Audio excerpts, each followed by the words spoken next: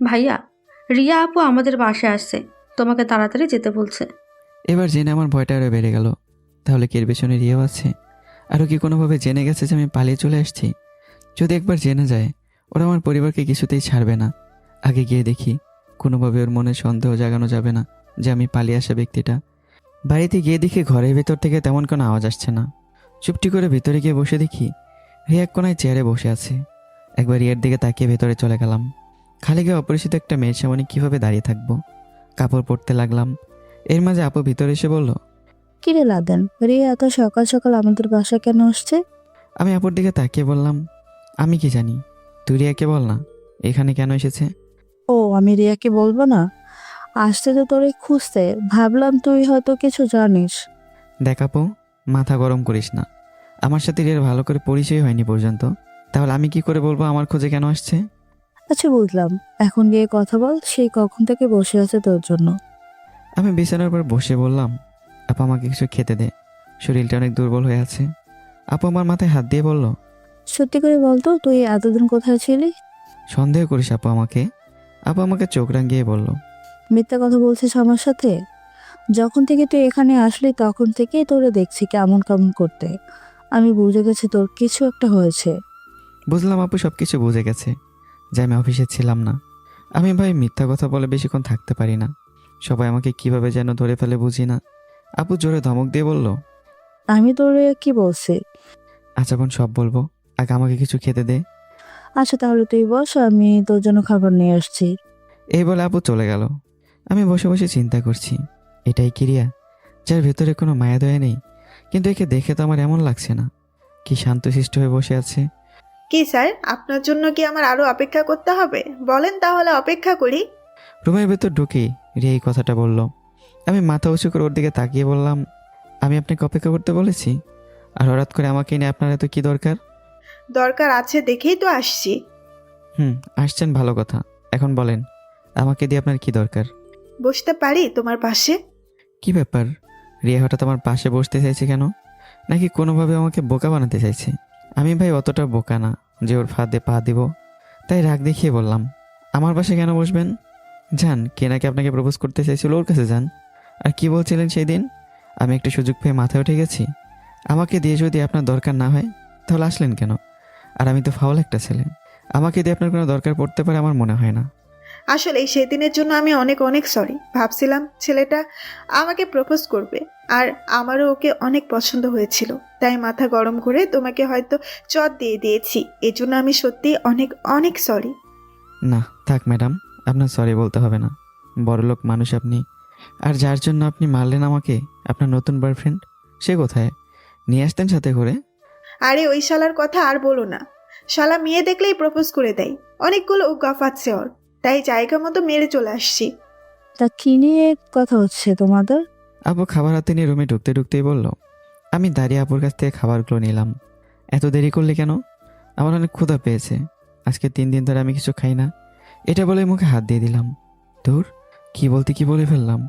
আপু ছোট ছোট চোখ করে আমার দিকে একবার তাকিয়ে বলল। 3 দিন ধরে কিছু খাস নাই মানে? এর মাঝে রিয়া আমার শরীরে হাত দিয়ে কি জানি দেখলো। আমি তাড়াতাড়ি ওর হাতটা সরিয়ে দিলাম। এখন আমি পুরোপুরিভাবে বিশ্বাস করেছি যে এটাই সেই রিয়া। তার মানে মেমের হাজব্যান্ড আর রিয়া মিলে এসব করে। আগে কিছু প্রমাণ জোগাড় করি, তারপর কাউকে ছাড়বো না আমি। সবাইকে এক এক করে বুঝিয়ে দেবো খারাপ কাজ করার ফল। রিয়া এবার জোরে জোরে বলে উঠল, লাদেন, তোমার শরীর এতটা পরিমাণে ঠান্ডা কেন? আর আমি তো জানি এখন যেই গরম পড়ছে, এই গরমে একজন সাধারণ মানুষের শরীর এমন ঠান্ডা কখনোই হতে পারে না। আমার মনে হয় তুমি আমাদের কাছে কিছু লুকাচ্ছ। আর সেদিন বাইক রেখে তুমি কোথায় চলে গেছিলে? আমরা কত খোঁজাখুঁজি করলাম তোমাকে। আমি আপুকে ইশারা করে বললাম, আপু একটু বাইরে জানা। আপু আমার কথা মতো চুপচাপ বাইরে চলে গেল। আমি এবার রুটি মুখে দিয়ে বললাম, আপনি আমার কে যে আপনাকে আমার সব বলতে হবে? এখন চুপচাপ এখান থেকে চলে যান, বিরক্ত করবেন না আমাকে প্লিজ। মান হয়ে গেছে না তোমার খুব? না, মান হবে কেন? যেভাবে আমাকে প্রশ্ন করা শুরু করেছেন, মনে হচ্ছে যেন আপনি আমার বিয়ে করা বউ। এটা শুনে রিয়া কিছুক্ষণ চুপচাপ দাঁড়িয়ে রইল। একটু পর আমার পাশে থেকে আমার থালা থেকে রুটি মুখে দিয়ে বলল, আমি তো জাস্ট জানতে এসেছি তুমি এতদিন কোথায় ছিলে। ভাবছিলাম আমি চট দেওয়ার কারণে তুমি রাগ করে কোথাও চলে গেছো। এই জন্য আমার মনের ভেতর একটা ভয় কাজ করছিল। তাই তো আমি তোমার খোঁজ এত সকাল সকাল এখানে চলে আসলাম। সত্যি সেদিন তোমার সাথে আমি বাজে আচরণ করছি, তোমাকে চট দেওয়াটা আমার ঠিক হয় নাই, এই জন্য আমি মাপ চাইছি, সরি। রিয়ার হাতে থালাটা দিয়ে বললাম, আগে কিছু খেয়ে নেন। আসলে সরি, কিন্তু সেদিন আপনি আমার গায়ে চড় দেওয়ার কারণে আমার অনেক রাগ হয়েছিল জানেন। আমি তো একটু মজা করতে গিয়ে সব কথা বলেছি, আর আপনি দিলেন আমাকে মেরে। বলছি তো আমার ভুল হয়েছে, আমাকে মাফ করে দাও, আর কখনোই তোমার সাথে এমন হবে না। এমন হবে না আর তাই তো, আর হলেই বা কি। আমি তো এটা বলি, আর জীবনের জন্য আপনার সাথে আমার দেখা না হয়। মেয়েদের মন কখন যে কী করে বসে ওরা নিজেও জানে না। এতটাই পরিমাণের খারাপ আমি? হঠাৎ করে রিয়ার পেটের উপর আমার নজর পড়ল। কি সুন্দর, দেখে লোভ লেগে গেল। এত সুন্দর হয় মেয়েদের পেট, সেটা আমার আগে জানা ছিল না। আর যে এক বউ ছিল আমার, ওর দিকে তো একবার ভালো করে তাকিয়ে দেখতে পারিনি। তখন তো সারাক্ষণ টাকার চিন্তা নিয়ে থাকতে হতো। আসলে সব দোষ আমার। আমি নিজেই তো মিতুকে ঠিকমতো সময় দিতে পারিনি, কিন্তু ও তো নিজেকে একটু কন্ট্রোল করতে পারতো। থাক, এসব কথা আর নাই বলি। রিয়া শাড়ির আঁচল দিয়ে পেট দেখে দিতেই মুখ দিয়ে আপনা আপনি বের হয়ে গেল। থাক না এভাবে, আর একটু দেখি, খুব সুন্দর। রিয়া একটু ঘাবড়ে গিয়ে বলল, মানে কি বলেছেন আপনি? সুন্দর মানে? রিয়ার কথায় আমার হুঁশ আসলো। আরে না, কিছু না, এমনি বললাম। তাহলে ভালো। এখন চলেন আমাদের বাসায়, বাবা আপনাকে আমার সঙ্গে নিয়ে যেতে বলছে। তোমার আপু কি চলে আসছে রিয়া শ্বশুরবাড়ি থেকে? আমরা তো একসাথে এসেছি। একসাথে এসেছি মানে? তুমি কি তোমার আপুর সাথে ছিলে নাকি? কেন? আপনি না সেদিন আমার সাথে আপুর শ্বশুরবাড়ি গিয়ে কথা বললেন, আর এখানেই ভুলে গেলেন? বুঝলাম না ভাই কিছু। ওরে, তাহলে এটা কি সে রিয়া না? রিয়া যদি এতদিন ওর বোনের সাথে থাকে, তাহলে সেদিন আমার নিজ চোখে দেখো মেয়েটা কে ছিল? এই রিয়ার সাথে আবার ওই রিয়ার কোনো সম্পর্ক নেই তো? আরে না না, এটা কোনোভাবে হতে পারে না। ওর আপুর কাছে বললে তো আমি সব কিছু জানতে পারি। রিয়া কি সত্যি ওর আপুর বাসায় ছিল? এই যে মিস্টার লাদেন সাহেব, আপনি একটু পরপর কি চিন্তা করেন? কিছু না, তাহলে চলো তোমার বাবার সাথে দেখা করে আসি। চলেন। সেই কখন থেকে যে আপনার জন্য আমি অপেক্ষা করছি, কিন্তু আপনার কোনো খোঁজ খবরই নাই। রুম থেকে বের হতে আম্মু বলল, কি রে লাদেন, কই যাস? এই তো আম্মু, রিয়ার সাথে একটু ওদের বাসায় যাব। ওর বাবা নাকি আমাকে কি দরকারের জন্য ডেকেছে। তাড়াতাড়ি চলে আসবে। রিয়াকে নিয়ে হেঁটে হেঁটে বাগান দিয়ে যেতে লাগলাম, আর বললাম তাকে, গ্রামের এই পরিবেশটা আমার খুব ভালো লাগে, জানো তুমি রিয়া। আমারও অনেক ভালো লাগে, এই জন্য তো 1 মাস পর পর আমাদের গ্রামের বাড়িতে আসি। আচ্ছা রিয়া, তোমাকে একটা প্রশ্ন করব। করো। তোমার কি কোনো যমজ বোন আছে? এটা বলতে রিয়া আমার দিকে একটু সন্দেহ দৃষ্টিতে তাকিয়ে বলল, না কেন? আর হঠাৎ এই কথা বললে কেন? আরে না, এমনি বললাম।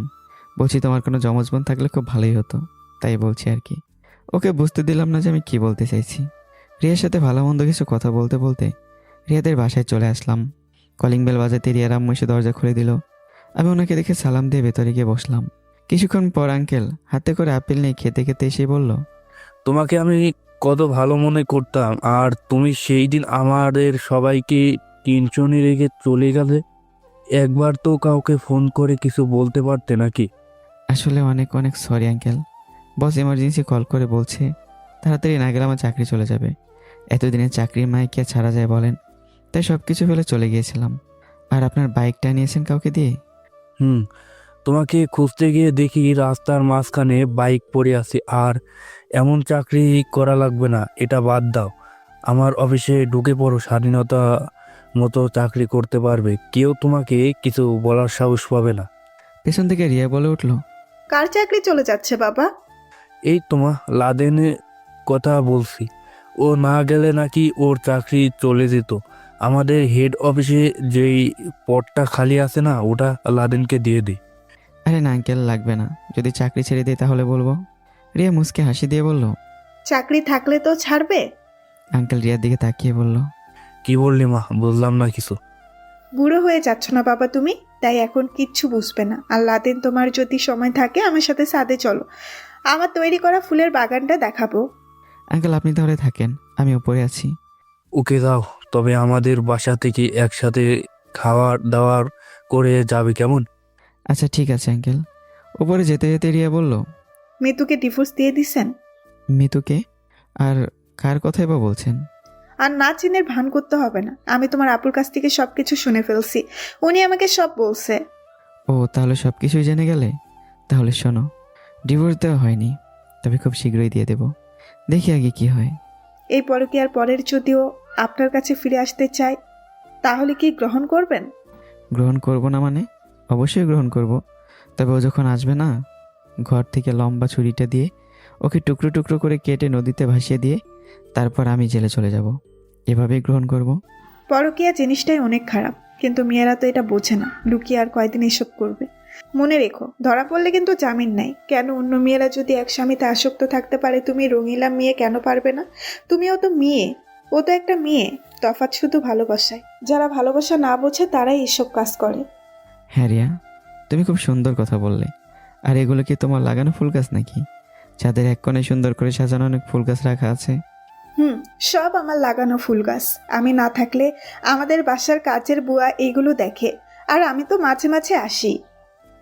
এখানে সব মিলিয়ে পরিবেশটা আমার কাছে অত্যন্ত ভালো লাগছে। লাদেন আমার দিকে একবার তাকিয়ে একটা সত্যি কথা বলবে? রিয়ার কথা শুনে আমি চোখের উপর তাকালাম, কিন্তু একটু পরে চোখ সরিয়ে নিলাম। কেমন যেন একটা মায়া কাজ করছে। রিয়ার চোখের জাদু আমাকে কাছে টানছে।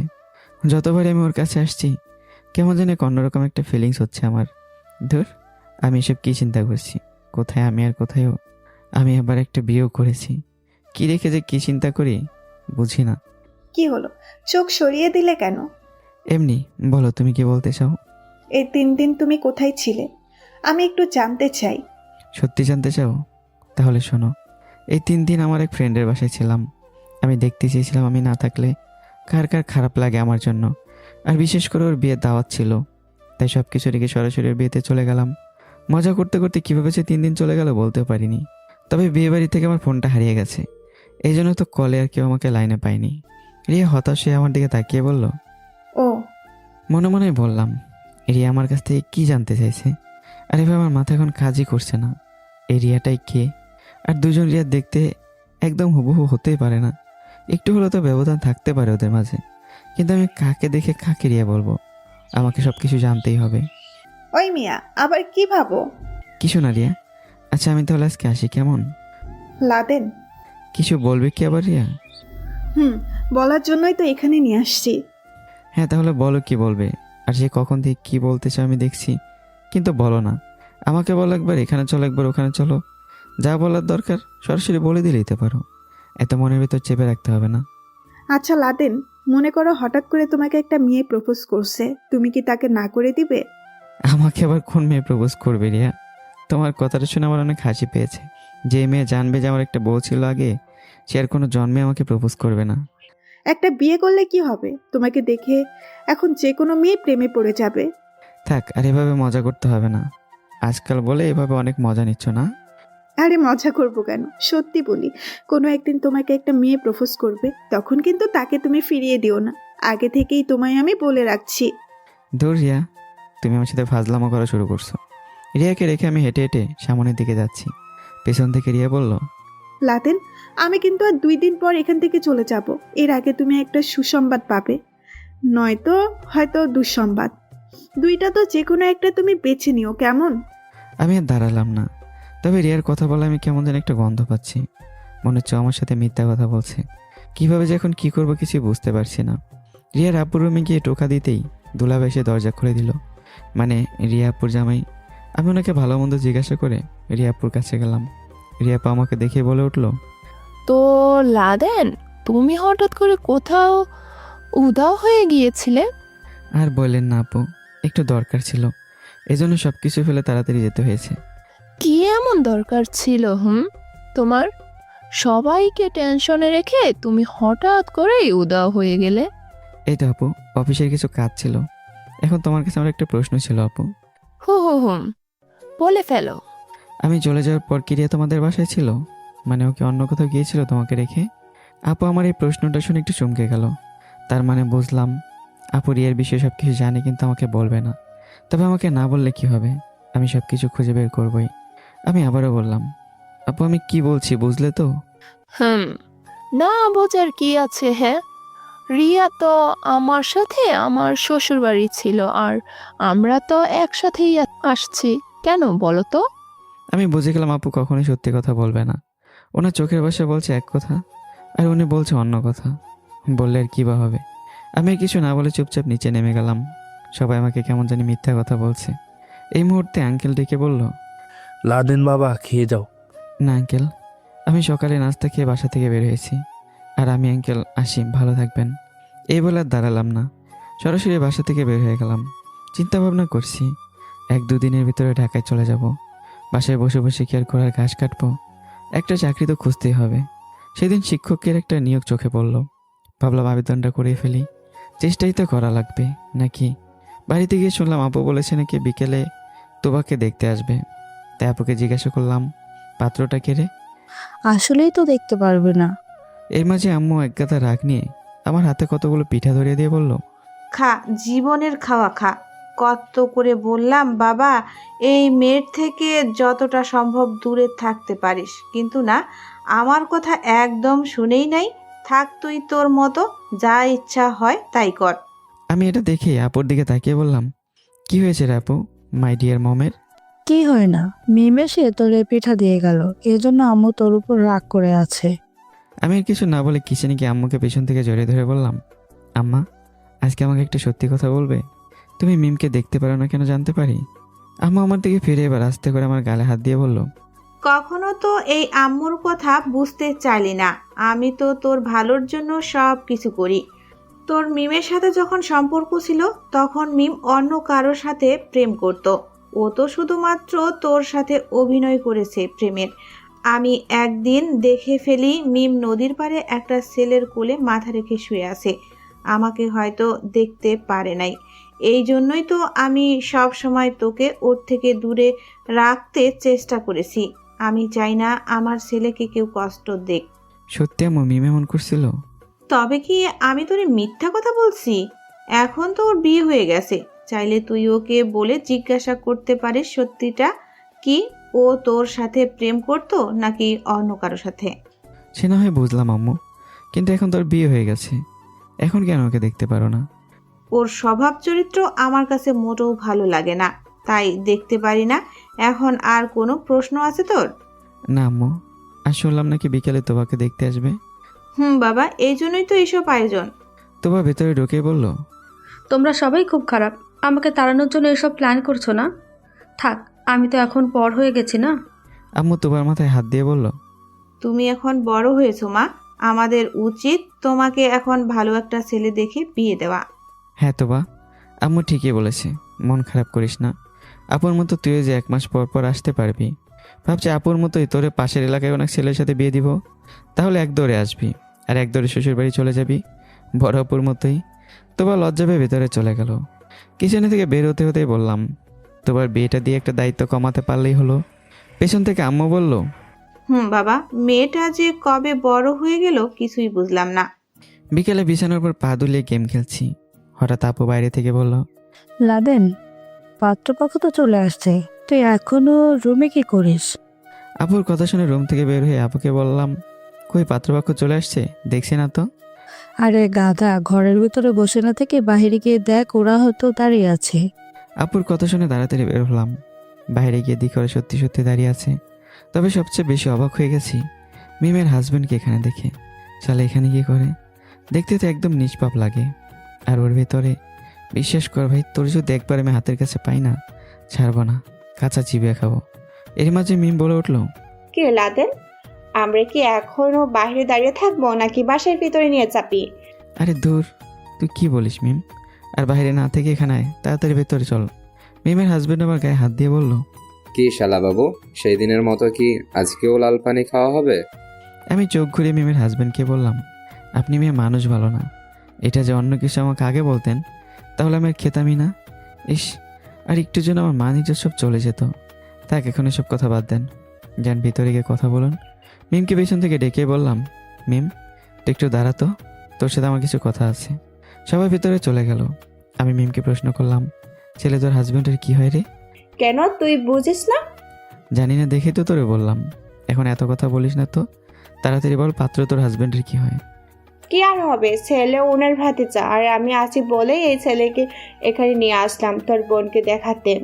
তার কাছে তো আর আমার বিয়ে হলো না, তাই দেখি যদি তোর সাথে অন্য কোনোভাবে একটা সম্পর্ক তৈরি করা যায়, এই জন্য এই প্ল্যান।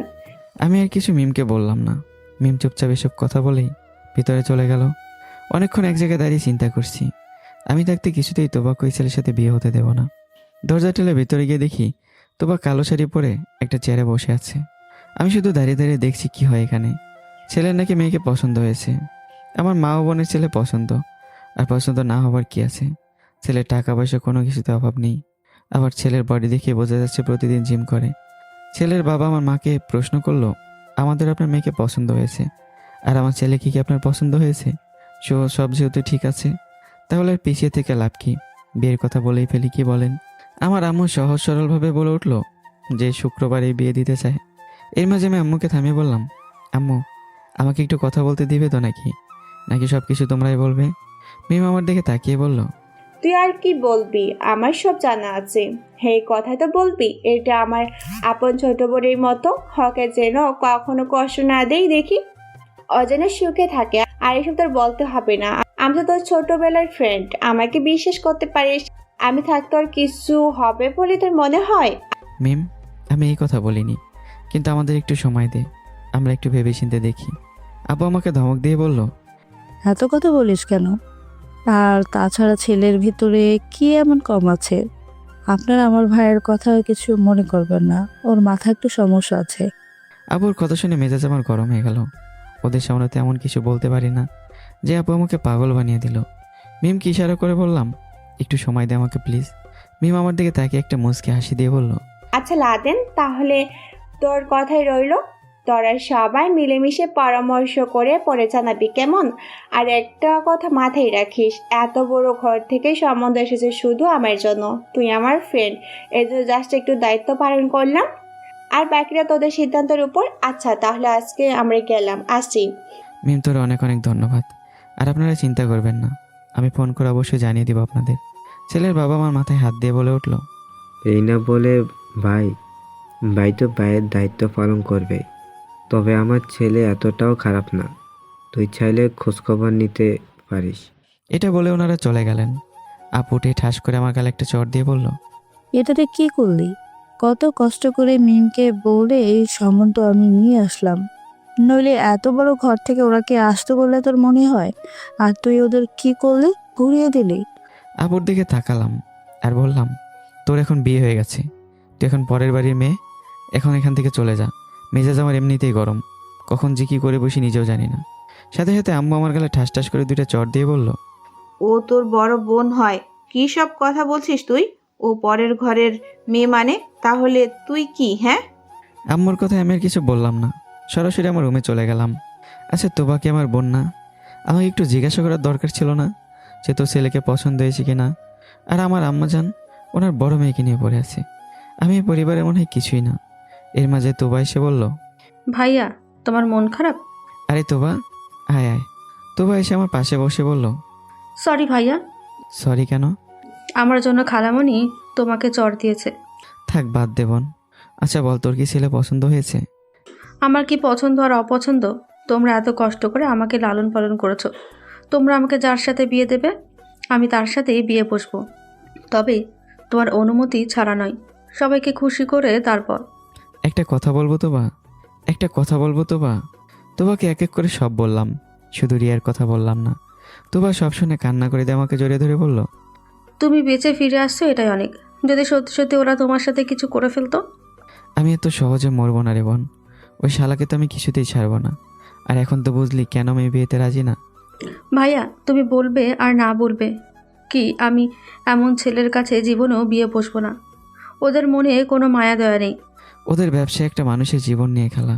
দেখিস আমি অনেক ভালো কোনো ছেলের সাথে তোর বিয়ে দেবো, তুই কোনো চিন্তা করিস না। তুই আমার একমাত্র ছোট বোন। যা এখন গিয়ে মাথা ঠান্ডা করে ঘুমিয়ে পড়, আমি সব কিছু দেখে নিচ্ছি। এর মাঝে বড় আপু রুমে ঢুকলো, আমার দিকে অপরাধী চোখে তাকিয়ে আছে। এটা দেখে আমার একটু খারাপ লাগলো। জিজ্ঞাসা করলাম, কিছু বলবি কি না? আপু আমাকে জড়িয়ে ধরে বলল, তোর সাথে এত কিছু হয়ে গেল আর আমাদের একবার বললে না? বললে কি হতো, তোরা সমাধান করতে পারতি। কোনো কিছু না শুনে তো বিয়েতে রাজি ছিলি, তবে জানা বিয়ে দিয়ে তোমার জীবনটা নষ্ট কর। আপু ফোনটা হাতে নিয়ে বলল, দেখ আমি ওই শালাকে কি বলে। আমি আপার হাত ধরে বললাম, ওদের সাথে তোর এত কিছু বলতে হবে না, বলা যায় না কখন কি করে বসে। ফোন করলে বলবি আসলে আমার ছোট বোনের সাথে একজনের সম্পর্ক ছিল, আমরা তার সাথে বিয়ে দেবো ঠিক করেছি। মানে বিষয়টা যেন খুব সাধারণ হয়, কেমন? ওরা যেন কিছুতেই বুঝতে না পারে। কিছুক্ষণ আপুর সাথে কথা বলার পর ঘুমিয়ে গেলাম। বিকেলে ঘুমিয়েছি তখন তোফা এসে বলল, ভাইয়া মিম আপু তোমাকে ডাকছে। আপুর সাথে নাকি তোমার ঘুরতে যাওয়ার কথা ছিল, এই জন্য দাঁড়িয়ে আছে। তাড়াতাড়ি তুমি রেডি হয়ে বের হতে বলছে। এই বলে তোবার রুমে এসে বসে আছে। তোবার কথা শুনে আমি শোয়া থেকে উঠে ওয়াশরুমে ঢুকে গেলাম। ফ্রেশ হয়ে ফিরে এসে দেখি তোবা মন খারাপ করে আমার রুমে বসে আছে। কী রে তোবা, তোর আবার কি হয়েছে? তুই কথা বলবি না আমার সাথে? ও মা, আমার ছোট বোন হঠাৎ করে তো রেগে গেল কেন? রাখবো না তো কি করব? হ্যাঁ, বাইরের এক মেয়েকে নিয়ে ঘোরা যায় না, আর আমরা পর হয়ে গেলাম। একদিন তো আমাকে নিয়েও কোথাও গেলি না। ও তাহলে এই বিষয়, ঠিক আছে। যা, আমি ঢাকা যাওয়ার আগে একদিন তোকে আর আপুকে নিয়ে কোথাও থেকে ঘুরে আসবো, ঠিক আছে? মনে থাকবে তো? তুই তো আবার সব কিছু ভুলে যাস। না বোন, এখন আর কিছুই বলবো না, তুই চিন্তা করিস না। আমি গেলাম। রুম থেকে বেরোতে দেখি আম্মু আমার দিকে অগ্নি চোখ নিয়ে তাকিয়ে আছে। কই আমার রাগ করার কথা, আর রাগ দেখাচ্ছে উনি। কে কপাল রে ভাই আমার। আম্মুর রাগ দেখে আমার খুব ভয় হচ্ছে। সামন থেকে আপু ইশারা করে বলল, তাড়াতাড়ি এখান থেকে চলে যা, নাহলে আম্মু তোর অবস্থা খারাপ করে দেবে। আমি দিলাম এক দৌড়। পেছন থেকে আম্মু বলল, পালিয়ে যাবি কোথায়? আমিও দেখব। বাইরে এসে দেখি মিম নীল শাড়ি, চোখে কালো চশমা, ঠোঁটের উপর হালকা লিপস্টিক দিয়ে আছে, চুলে হালকা করে স্টাইলে করছে, আর শরীরের ঘ্রাণটাকে বলে মাতাল করার মতো। মিম আমার দিকে তাকিয়ে বলল, কি রে, ঘর থেকে এভাবে দৌড়ে আসলি কেন? আর আমার দিকে এভাবে হা করে তাকিয়ে আসিস বা কেন? প্রথম প্রশ্নের উত্তর হলো আম্মু দৌড়ানিকে আসলাম, আর দ্বিতীয় প্রশ্নের উত্তর হলো তোরে দেখে হা হয়ে তাকিয়ে আছি। তবে তোরে দেখে তোর উপর আবার দ্বিতীয়বারের মতো ক্রাশ খেয়ে গেলাম। কেমন জানি তোরে দেখে পাগল পাগল অবস্থা হয়ে গেছে। এটা ভুলে যাবেন না স্যার, আমার কিন্তু হাজবেন্ড আছে। হাজবেন্ড আছে তো কি হয়েছে? তুই চাইলে আমি আবার। Laden please. থাক ম্যাডাম, আপনার আর ভাব দেখাতে হবে না। আমি তো এমনিতেই তোর সাথে মজা করলাম। এই রিক্সা, এখানে আসো। একটা রিক্সা নিয়ে সামনের দিকে যাচ্ছি। মিম, লাদেন বল। অনেকদিন পর দুজন একসাথে হলাম, তাই না? রে, আজকে আমার খুব ভালো লাগছে। আমারও। তোর না হাজবেন্ড আসছিল আজকে? তাহলে আবার তুই আমার সাথে ঘুরতে বেরোলি কি করে? তোর হাজবেন্ড কি তোরে বেরোতে দিয়েছে? আরে ওর কথা বলিস না, ও এসে কি একটু থাকতে চায়? সারাদিন শুধু কাজ নিয়ে পড়ে থাকে। তাহলে তোর স্বামী তোর সময় দেয় কখন? লাদেন, পারিবারিক বিষয় নিয়ে কোনো কথা বলবি না, এটা তোর কাছে আমার একটা অনুরোধ রইল। আচ্ছা সরি মিম, আর বলবো না। আমি তো তোর ভালোর জন্যই। লাদেন, আমি আর কিছু বললাম না। আগের থেকে অনেক চালাক হয়ে গেছে, বুঝে গেছি। 2টা টিকিট কেটে পার্কের ভিতর ঢুকলাম। দুজনে গিয়ে একটা বেঞ্চের উপর বসলাম। হঠাৎ মিম প্রশ্ন করলো, এখানে কারা আছে জানিস লাদেন? কারা আর আসবে? হয়তো বয়ফ্রেন্ড গার্লফ্রেন্ড, না হলে স্বামী স্ত্রী। আর আমরা? আরে পাগলি, আমরা তো ফ্রেন্ড। আমরা তো এখানে আড্ডা দিতে এলাম। আর মিম, তোরে যে কথাটা এখনো বলা হয়নি। বল। তোর হাজবেন্ড কিসের ব্যবসা করে বললি না তো? মিম কিছুক্ষণ আমার দিকে তাকালো। তবে আমি এটা বুঝে গেলাম মিম হয়তো আমার এই কথাটা শুনে একটু ভয় পেয়েছে। একটু হলেও আন্দাজ করতে পারছি আমি মিম ওর স্বামীর বিষয়ে কিছুটা হলেও জানে, কিন্তু বলবে না। হয়তো ওর হাজবেন্ড ওকে থ্রেট দিয়েছে। কী রে মিম, আমার কথা শুনে ভয় পেলে নাকি? মিম একটু ঘাবড়ে গিয়ে বলল, না না, ভয় পাবো কেন? আসলে আমার স্বামী কিসের ব্যবসা করে আমি কখনো তা জানতে চাইনি। তবে তুই যেহেতু বললি, আমি ওকে বলে দেখবো নি ও কিসের ব্যবসা করে। আমি বুঝে গেছি মিম আমাকে এই সম্পর্কে কোনো কিছু বলবে না। আমাকে সব কিছু খুঁজে বের করতে হবে। তাই সে প্রশ্ন আর করলাম না। অনেকক্ষণ চুপ থাকার পর আস্তে করে মিম আমার হাতটা ধরে একটা কিস করে বলল, মনে আছে লাদেন ছোটবেলায় আমাদের প্রেমের কথা? মিমের এই কথা শুনে আমার আম্মুর বলা কথাগুলো মনে পড়ে গেল। ওর থেকে হাতটা ছাড়িয়ে বললাম, তুই আর আমার সাথে কথা বলবি না শালি। 1 নম্বরে মিথ্যাবাদী তুই। কীভাবে পারলি আমার সাথে বেইমানি করতে? এটা তুই করতে পারলি? যদি আমি এলাকায় থাকতাম তাহলে হয়তো আমি তোরে হারিয়ে। মিম আমার মুখে হাত দিয়ে বলল, অনেক কথা বলে ফেলছিস তুই ভাই, আর কিছু বলিস না। এখন আমি তোর সাথে কি এমন চিট করছি সেটা তো আগে বলবি নাকি? এখন তুই তোর পথে, আমি আমার পথে, এই জন্য বলা যায়। তবে তুই যে গোপনে গোপনে আমার সাথে এটা করবি আমি কখনো ভাবতে পারিনি। আমি তোরে ছোটবেলা অনেক ভালো পেতাম। তোর মতো খেয়াল আমাকে কেউই করতো না, কিন্তু তুই। এখন আমার হাতে মার খেতে চাস? ফাউল পেঁচাল না পেঁচিয়ে আগে বল, কে আমার নামে কি বলেছে যার কারণে তুই আমার উপর রেগে গেলি? আমি আম্মুর বলা কথাগুলো মিমকে এক নাগারে বললাম। শেষে বললাম, আমি আম্মুর কথা বিশ্বাস করি জানিস মিম। আর কেন বিশ্বাস করেছি তার কারণ একটাই, আম্মু তোর সাথে কোনো ছেলেকে প্রেম করতে দেখার পর আম্মু তোরে দেখতে পারে না। প্রথমে ভাবতাম আম্মু তোরে দেখে কেন রেগে যায়, কিন্তু সেই দিন সকল তথ্য নিলাম আম্মুর থেকে। আর এটা ভেবেও আমার অনেক মন খারাপ হয়েছে। তুই কেমনে এটা করলি? তবে তোর কাছে আমার এখন একটাই অনুরোধ, আমার কাছে এখন আর মিথ্যা কথা বলিস না। মিম আমার কথাগুলো শুনে কিছুক্ষণ চুপচাপ বসে থাকলো। তারপর আমার দিকে একটু কান্নার নজরে তাকিয়ে বলল, সত্যি লাদেন, তোর আম্মুর কথাই ঠিক। তবে বিশ্বাস কর, আমি সত্যিই তোর অনেক ভালোবাসতাম। তবে আমি ওই ছেলের কাছ থেকে তো টাকা নিতাম, মুরগি হিসাবে ওকে রাখতাম, শুধু ব্যবহার করতাম মাত্র, আর কিছু না। বিশ্বাস কর। থাক মিম, এখন আর মিথ্যা কথা বলতে হবে না। এসব এখন বললেই বা কী হবে, বাদ দে। আচমকে মিম আমার হাত ধরে আমার হাতের উপর চুমু রেখে বলল, এখনো আমি তোরে অনেক ভালোবাসি, তুই বিশ্বাস কর। আর যদি বিশ্বাস না করিস আমাকে, একবার বলে দেখ, তুই যা বলবি আমি তাই করব। যদি বলিস তোর সাথে এখন এই মুহূর্তে বিছানায়। মিম তোর আগে বলছি কিনা মনে নেই, তবে এখন আবার নতুন করে বলছি, এই পরকীয়ার কারণে আমার বউকে আমি ছেড়ে দিয়েছি। আর এখন যদি তুই এসব কথা বলিস তাহলে হয়তো। দেখ লাদেন, আমাকে খারাপ মনে করিস না, আমি শুধু তোর ভালোবাসা প্রমাণ করার জন্য এসব করছি, তুই বিশ্বাস কর। মিম আমাদের এখন চলে যাওয়াটা উচিত, এতটা গভীর আমাদের যাওয়া ঠিক না। তবে তুই হয়তো এখন আমার ফ্রেন্ড, যদি কোনো দিন শুনি আমার বইয়ের মতো তুই পরকীয়া প্রেমে জড়িয়ে, সেদিন তোর সাথে আমার সব বন্ধুত্ব শেষ। শুধু শেষই করব না, তোর অবস্থাও কিন্তু অনেক খারাপ করে দেব। একটা বিষয় মাথায় রাখবি, পরকীয়া প্রেমে যারা করে ওরা কোনো ভালো মায়ের সন্তান হতে পারে না। ও 8-10 বাপের বা 4-5 মায়ের সন্তান তারা। ওরা নিজেও জানে না ওদের বাবা মাকে। ওরা এসব কাজ করে আর সমাজটাকে নষ্ট করে দেয়। আমি আমার বউকে কেটে টুকরো টুকরো করতাম, শুধু ওর পেটে বাচ্চা ছিল বলে কিছু করতে পারিনি। তবে এত সহজে ছেড়েও দেব না, ওকে আমার দেখার আছে। এখনও ডিভোর্স দেইনি। মিম আমার কাঁধে মাথা রেখে শুয়ে বলল, আমাকে এতটাও খারাপ মনে করিস না, আর আমাকে দিয়ে এইসব কখনো হবেও না, এটা তুই নিশ্চিন্ত থাকতে পারিস। তোর সাথে আমার এখানে আসাটাই ঠিক হয়নি। তুই এখন অন্য কারো একজনের আমানত। শুধু ফ্রেন্ড হিসেবে শেষবারের মতো আসলাম কিছু কথার উত্তর জানতে, কিন্তু তুই সেটা বললি না। শেষে একটা কথাই বলি মিম, আপন মানুষ যেন দেখিস, আপনকে কেটে না ফেলে। যাদের মনের ভিতরে কোনো মায়া দয়া নেই, বলা তো যায় না, যখন মাথায় রক্ত উঠে যায় তখন সে হয়তো তার কাছের কাউকে কেটে ফেলতে একটু হাত কাঁপবে না। টাকা থাকলে সব হয় না রে মিম, সুখটাই আসল। আমি এখন সব ছেড়ে একটু সুখ খুঁজছি, দেখি কোথায় একটু সুখ পাওয়া যায় কিনা। তবে যদি টাকা দিয়ে কেনা যেত না, তাহলে যত টাকা লাগে আমি কিনতাম। বাট আফসোস, এই জিনিসটা খুঁজে বের করতে হয়। আমি আজ থেকে হয়তো একটা ঠিকানা খুঁজে বেড়াবো, আর তুই এমন একজন মানুষকে সাথে নিয়ে শুয়ে থাকিস। আর কিছু বলবো না, তবে এটাই বলবো, শুধু ভালো থাকিস। আমার কথাগুলো শুনে মিম মুখে কাপড় দিয়ে কান্না করছে। মিম হয়তো একটু হলেও আন্দাজ করতে পেরেছে আমি সব কিছু জেনে গেছি। কিছুক্ষণ কান্না করার পর মিম দাঁড়িয়ে বলল, লাদেন, আমি তোরে শেষবারের মতো জড়িত হতে পারি? না রে মিম, তোর সাথে আমার এখন অনেক দূরত্ব বেড়ে গেছে, সেটাকেও কখনোই কাছে টানবি না। কালকে হয়তো আমি ঢাকায় চলে যাব। ভালো থাকিস রে। শুধু একটাই প্রশ্ন তোর কাছে, তুই এসব কিভাবে জেনে গেলি? জানি না কিভাবে সব জেনে গেলাম, তবে এই মরণ খেলায় আমি ঢুকে গেছিলাম। বেঁচে ফিরে আসছি নিজের বুদ্ধির জোর দিয়ে। যদি আপনজনকে ভালো করতে না পারিস, নিজে মরে যা, না হলে ওকে মেরে তুই জেলে চলে যা। আমি মনে করি এটাই তোর জন্য বেটার অফার। টাকা দিয়ে খাল কেটে কুমির নিয়ে ঘরে আসলি, তবে এটা কিভাবে মারবি সেটা একমাত্র তুই ভালো জানিস। হয়তো এই পথ তোর কাছে খোলা আছে। আসি। আমাকে নিয়ে যা। ওই বলছি না, তোর সাথে এখন আমার অনেক দূরত্ব বেড়ে গেছে, মায়াবাড়ি আর কোনো লাভ আছে? লাদেন, 1 মিনিট সময় তো হবে, তোর সাথে একটু কথা বলবো। আমি আবারও দাঁড়ালাম। বল।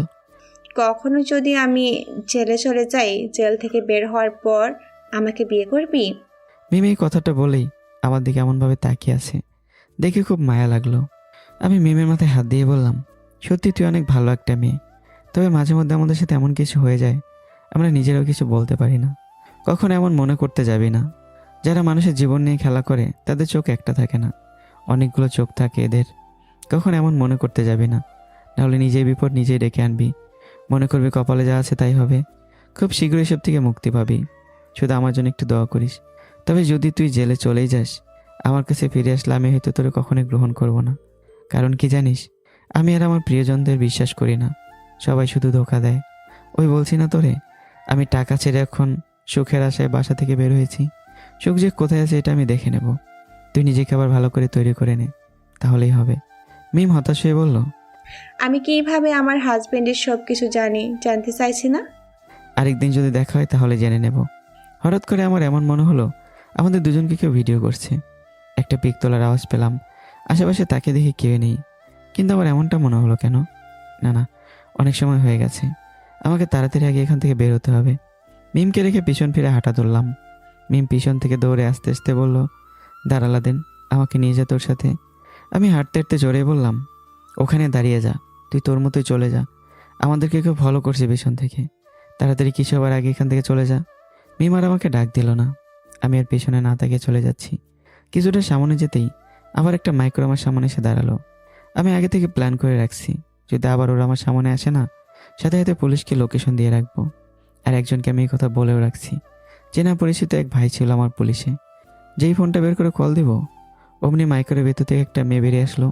আর মেয়েটা যখনই আমার সামনে এসে দাঁড়ালো, আমার মনের ভিতরে ভয়টা যেন মুহূর্তেই দূর হয়ে গেল। যেটা ভাবছিলাম সেটা না, কিন্তু এই মেয়েকে তো চিনতে পারলাম না। এ আবার কে? নাকি আমাকে আগে থেকেই চিনত? আরও চেনা যাচ্ছে না মুখে মাস্ক থাকার কারণে। তবে আমি এতটুকু আন্দাজ করতে পারছি, মেয়েটার শরীর থেকে যে ঘ্রাণ আসছে, এই ঘ্রাণটা একমাত্র রিয়াই ব্যবহার করে। তাহলে এটা কি রিয়া? দেখি একবার জিজ্ঞাসা করে, যদি আমার অনুমান ঠিক হয়। আমি কিছু বলার আগে মেয়েটা মুখ থেকে মাস্ক খুলে ফেললো। আরে, এ তো দেখি রিয়া। মনে মনে যা ভাবছিলাম তাই হয়েছে। আমার দিকে তাকিয়ে রে প্রশ্ন করলো, কি মিস্টার লাদেন, ভয় পেয়েছিলে নাকি? না, ভয় পাবো কেন? তবে রাস্তাঘাটে গাড়ি চালাবে ঠিক আছে, কিন্তু হুট করে কারো সামনে এভাবে গাড়ি থামালে তো ভয় পাবোই। আমি তো ভেবেছিলাম সেদিনের মতোই কিছু হবে। এটা বলতে রিয়া আবার আমার দিকে তাকিয়ে জোর দিয়ে প্রশ্ন করলো, সেদিনের মতো মানে? আমি বললাম, না কিছু না, এমনি। দেখো লাদেন, একদম মিথ্যা কথা বলবে না। আমার মনে হচ্ছে তুমি এর আগেও এমন ভয় পেয়েছো। আগে কি কেউ তোমার সামনে আমার মতো মাইক্রো এভাবে থামিয়েছিল? এই মেয়ে তো দেখি অনেক চালাক, সুযোগে সদ্ব্যবহার করছে। কিন্তু আমাকে কি তোমার বলদ মনে হয়? এত সহজে তো সব কিছু বলবো না আমি। এবার আমি রিয়ার দিকে চোখ রাঙিয়ে বললাম, কাজটা তুমি ঠিক করলে না রিয়া। আর কোনোদিন এভাবে কারো সামনে হুট করে গাড়ি থামাবে না। আচ্ছা আমি গেলাম, থাকো তুমি তাহলে। রিয়া খপ করে আমার হাত ধরে বলল, আর এত তাড়াহুড়া করে কোথাও যাচ্ছ? আর আমার জানা মতে পেছনে তো একটা পার্ক আছে, তুমি কি সেখান থেকে আসলে নাকি? রিয়ার হাত ছাড়িয়ে বললাম, আমি কোত্থেকে আসলাম না আসলাম সেটা কি তোমাকে বলতে হবে নাকি? যাও, নিজের রাস্তা নিজে মাপো, এমনিতে আমার দেরি হয়ে যাচ্ছে। লাদেন, বেশি কিছু বলবো না, জাস্ট কিছুটা সময় আমাকে দাও। আমি তোমাকে কিছু বলতে চাই, প্লিজ। সবাই তো কিছু না কিছু বলতে চায়, এর মাঝে তুমি আর নতুন করে কি বলবে? এমনি আমার অনেক দেরি হয়ে গেছে, এখন আমাকে বাসায় যেতে হবে, না হলে আম্মু আমার পিঠের ছাল তুলে নেবে। আন্টির সাথে আমি কথা বলবো। অনেক আশা নিয়ে আসছি তোমার সাথে একটু কথা বলবো বলে, আমাকে ফিরিয়ে দিও না। বুঝলাম না ভাই, সবাই খেলে আমার সাথে কথা বলতে চায়, আর বিপদে শুধু আমার জন্যই আছে। দেখি আবার নতুন করে কি বলতে চায়। ওই লাদেন, আমি কি বলছি? নাকি এখন আবার অনুরোধ করতে হবে? না, সেটা করার দরকার নেই। এখন বলো কে বলতে চাও, আমি শুনছি। এখানে না, চলো তোমাকে এক জায়গায় নিয়ে যাচ্ছি। না না, এই মেয়ের সাথে মাইক্রোতে ওঠা যাবে না। বলা তো যায় না কখন কি করে বসে। আমার সাথে গেম খেলা হচ্ছে, সেটা তো আমি কখনোই হতে দেব না। আমি রিয়ার দিকে তাকিয়ে বললাম, দেখো রিয়া, আমি এখন গাড়িতে উঠতে পারবো না। তোমার যদি কিছু বলা থাকে এখানে বলতে পারো, অন্য কোথাও গিয়ে আমি সময় নষ্ট করতে পারবো না। তোমার সময়ের অনেক দাম আছে দেখি না? কিছুক্ষণ আগে যখন মিমের সাথে কথা বলে সময় কাটাচ্ছিলে, তখন সময় যাচ্ছিল না? ওরে, এই মেয়ে কিভাবে এই কথা জেনে গেল? আমার তো কিছুই মাথায় আসছে না। ও, আমি বলছিলাম না আমাদেরকে ফলো করছে, হয়তো সেটা রিয়াই হবে। কি মিস্টার লাদেন, আমার কথা শুনে কি ঘাবড়ে গেলে নাকি? না, ঘাবড়ানোর কি আছে। আর অনেক দিন ধরে মিম বলছিল আমাকে তোর সাথে একটু বাইরে নিয়ে যাবি। অনেক দিন ধরে বাসায় একা একা থাকি, কেমন জানি বোর হয়ে যাচ্ছি। এই জন্য ভাবলাম একটু বাইরে থেকে ঘুরে আসি, ওর মনও ভালো হয়ে যাবে, তাই পার্কে গেছিলাম। তুমি কোথায় গেছিলে আর না গেছিলে সেটা দেখার বিষয় আমার না। এখন আমি কি বললাম, আমার সাথে কি একটু আসবে নাকি? আমি তো যাবোই বললাম, কিন্তু গাড়ি দিয়ে নয়। চলো, সামনে তো পার্ক আছেই, হেঁটে হেঁটে ওখানে চলে যাই। আবার ওই পার্কে কেন? চলো অন্য কোথাও যাই। না, অন্য কোথাও যেতে পারবো না। যদি যেতে চাও তো চলো, না হলে আমি বাসায় চলে যাচ্ছি। তুমি এত ঘাটটারা কেন? আমি মানুষটাই এমন। এখন আর এত কথা বলে সময় নষ্ট করে লাভ নেই, চলো। তোমার কথাই রইলো, হেঁটে হেঁটেই যাই। কেমন মানুষ তুমি, বুঝলাম না। গাড়ি থাকতে হেঁটে যাও। তোমার কোনো সমস্যা রিয়া? যদি সমস্যা থাকে তুমি আমার পিছন পিছন গাড়িতে আসো। আমি বলছি আমার কোনো সমস্যা। এখন এত কথা না বলে তাড়াতাড়ি চলো। হ্যাঁ, সে তো যাচ্ছি, কিন্তু হঠাৎ করে তোমার কি হলো যে আমাকে নিয়ে পার্কে যাচ্ছ? যখন সাথে মিম ছিল তখন তো কিছু বললে না, আর আমি আছি দেখে। থাক, আর কিছু বলতে হবে না। চুপচাপ হাঁটতে হাঁটতে পার্কের ভিতর চলে গেলাম। আবার সে আগের জায়গায় বসলাম। রিয়ার দিকে ফিরে বললাম, এখন বলেন ম্যাডাম, কি বলবেন? আমি অপেক্ষায় আছি। বলবো বলবো, তবে তার আগে আমার কিছু প্রশ্ন আছে। হ্যাঁ, বলে ফেলো তাহলে, আমি উত্তর দিয়ে দিই। তোমার বউকে কখন ডিভোর্স দিবে? এটা আমার পার্সোনাল বিষয় রিয়া, এগুলোর মাঝে তুমি নাক গলাবে না। আমার প্রশ্নই তো এখানে, কারণ আজকে আমিও তোমাকে পার্সোনাল কিছু বলতে চাচ্ছি, তাই তোমার পার্সোনালের বিষয় সম্পর্কে আমার জানতে হবে। কি এমন পার্সোনাল কথা বলবে রিয়া? আমি তো কিছুই বুঝতে পারছি না। আর হঠাৎ করে রিয়া এমন পরিবর্তন হয়ে গেল কেন? নাকি আমি সব কিছু উল্টাপাল্টা দেখছি? রিয়া আমাকে একটা চিমটি দিয়ে বলল, আর এত চিন্তা করতে হবে না, আমি এতটাও গভীরে যাব না, শুধু আমি যা জানতে চাইছি তা বললেই হবে, আর কিছু না। বলাই লাগবে যেহেতু বলেই দিই। রিয়াকে বললাম, ওকে ডিভোর্স দেব, তবে আমাকে আগে কিছু করে দেখাতে হবে। এই ধরো একটা চাকরি আর একটা বিয়ে, এই দুইটা জিনিস হলেই আমার হবে। এরপর ওকে গিয়ে মজা দেখাবো। যদি তুমি চাও আমাদের অফিসে চাকরি নিতে পারো, বলছি না এটা তোমার জন্য স্পেশাল একটা অফার। আমাদের কোম্পানিতে যখন ইচ্ছে তখন চাকরি নিতে পারবে। আর বিয়ের বিষয়ে পরে বলি, আগে একটা বিষয়ে সমাধান করে দিলাম তোমাকে। আজকে আমি এমন কিছু বলবো তুমি একদম ঘাবড়ে যাবে না, এগুলো শুনে একদম স্বাভাবিক হয়ে থাকবে, কেমন? রিয়া কি আমাকে সেদিনের বিষয়ে কিছু বলতে চাইবে? হয়তো চাইবে, কারণ আমি সেদিন সব কিছু জেনে ফেলেছি দেখে হয়তো বলবে। তবে সবাই মাফ করলে আমি কিন্তু করবো না রিয়া, এটা মনে রেখো। যদি সত্যি সত্যি তুমি সেই রিয়া হও তাহলে কিন্তু ছাড়বো না। হ্যাঁ, কি এমন বলবে রিয়া? আমি তো কিছুই বুঝতে পারছি না। আমি বললে তো বুঝবে নাকি? ধরো তোমার চেনা জানা কোনো মেয়ে তোমাকে বিয়ে করতে চাই, তুমি কি তাকে ফিরিয়ে দিবে? ফাজলামো করছে নাকি আমার সাথে?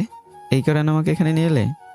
আরে কিসের ফাজলামো করছি আমি যা বলছি সেগুলো শুধু উত্তর দিবে, আর কিচ্ছু লাগবে না। তাহলে এগুলো কি ধরনের প্রশ্ন রিয়া? আমার চেনা জানা কেউ আমাকে বিয়ে করতে চাইবে এটা জানা সত্ত্বেও যে আমার একটা বিয়ে করা বউ ছিল? এই কথা শুনেই তো সব মেয়েরা পালিয়ে যাবে। আবার আমাকে কে বিয়ে করবে?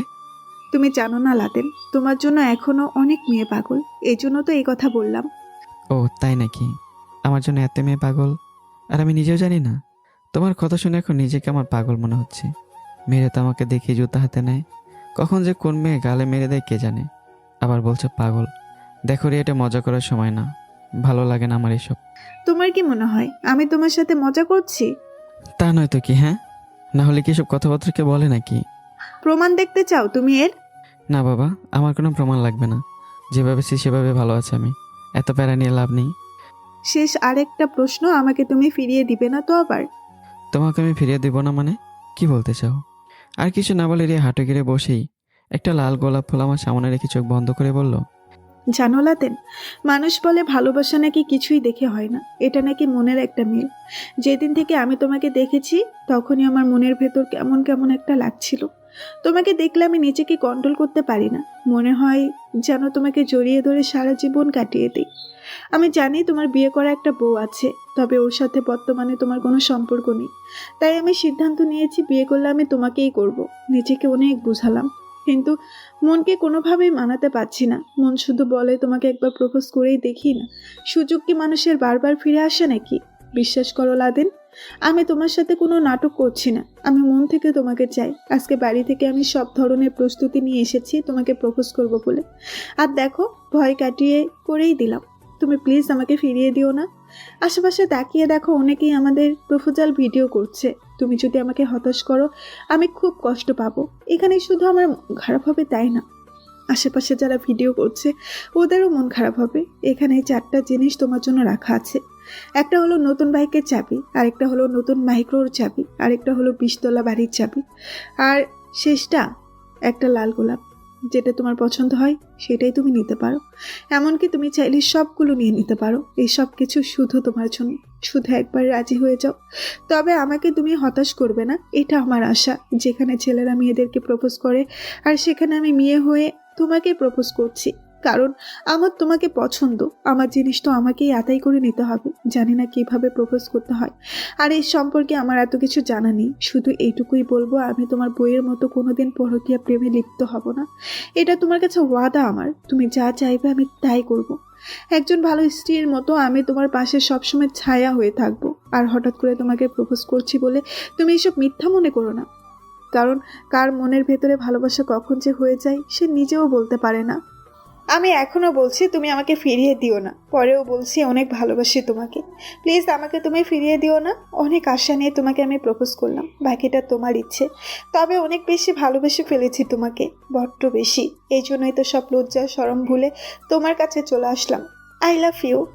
অনেক যত্নে রাখবো তোমাকে আমি, একেবারে বুকের ভেতর লুকিয়ে রাখবো, যেন কেউ তোমাকে খুঁজে না পায়। অনেকটাই সময় হয়ে গেল, আর কিচ্ছু বলবো না।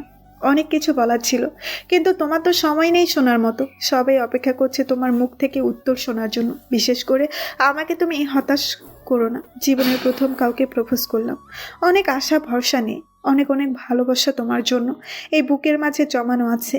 I love you Laden, I love you. শেষে এই একটা কথা জোরে বলল রিয়া। এখন যেন আমার মুখ থেকে কথা বলা আপনা আপনি বন্ধ হয়ে গেছে। রিয়া এগুলো কি বলছে? ও কি সত্যি সত্যি পাগল টাগল হয়ে গেল না তো? না হলে আমাকে কেন প্রপোজ করছে? ও জানে যে আমার একটা বউ ছিল, আর আমার পরিবারের আর্থিক অবস্থা অতটা ভালো না, সবাই আমার উপর নির্ভরশীল। তবে রিয়ারা হঠাৎ করে কি হলো, আর আমাকে এবার কেন প্রপোজ করলো? এত এত ছেলে থাকতে আমি কেন? নাকি এটা রিয়ার কোনো চাল আমাকে ফাঁসানোর জন্য?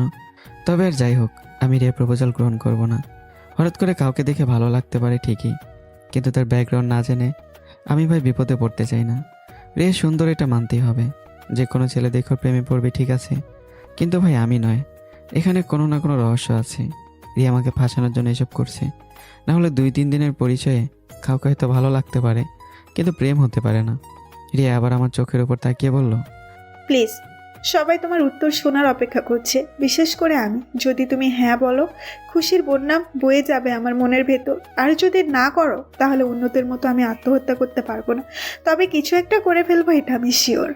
আমি এবার একটু জোরে করে বললাম, আপনারা ক্যামেরাবন্দি করেন প্লিজ। এটা আমার আর ওর একান্ত বিষয়, তাই আমি সবার সামনে এই উত্তর দিতে পারবো না। হয়তো ওর খুশির কারণে আপনাদের সবার সামনে প্রপোজ করে দিয়েছে, কিন্তু আমি সবার সামনে বলবো না। আপনারা গেলে ভালো হয়, না হলে আমাকে এখান থেকে যেতে হবে। আমার কথা শুনে কেউ কোনো রিয়াকশন করলো না, সবাই সবার জায়গায় দাঁড়িয়ে আছে। আমি রিয়ার হাত ধরে বললাম, রিয়া উঠে পড়ো। কিন্তু রিয়া আমার হাত ছাড়িয়ে বলল, যতক্ষণ পর্যন্ত আমি আমার কথার উত্তর পাবো না, ততক্ষণ পর্যন্ত আমি এখানে এভাবেই থাকবো। কেউ এখান থেকে যাবে না। তুমি কি এই কথার উত্তর শুনতে চাও রিয়া?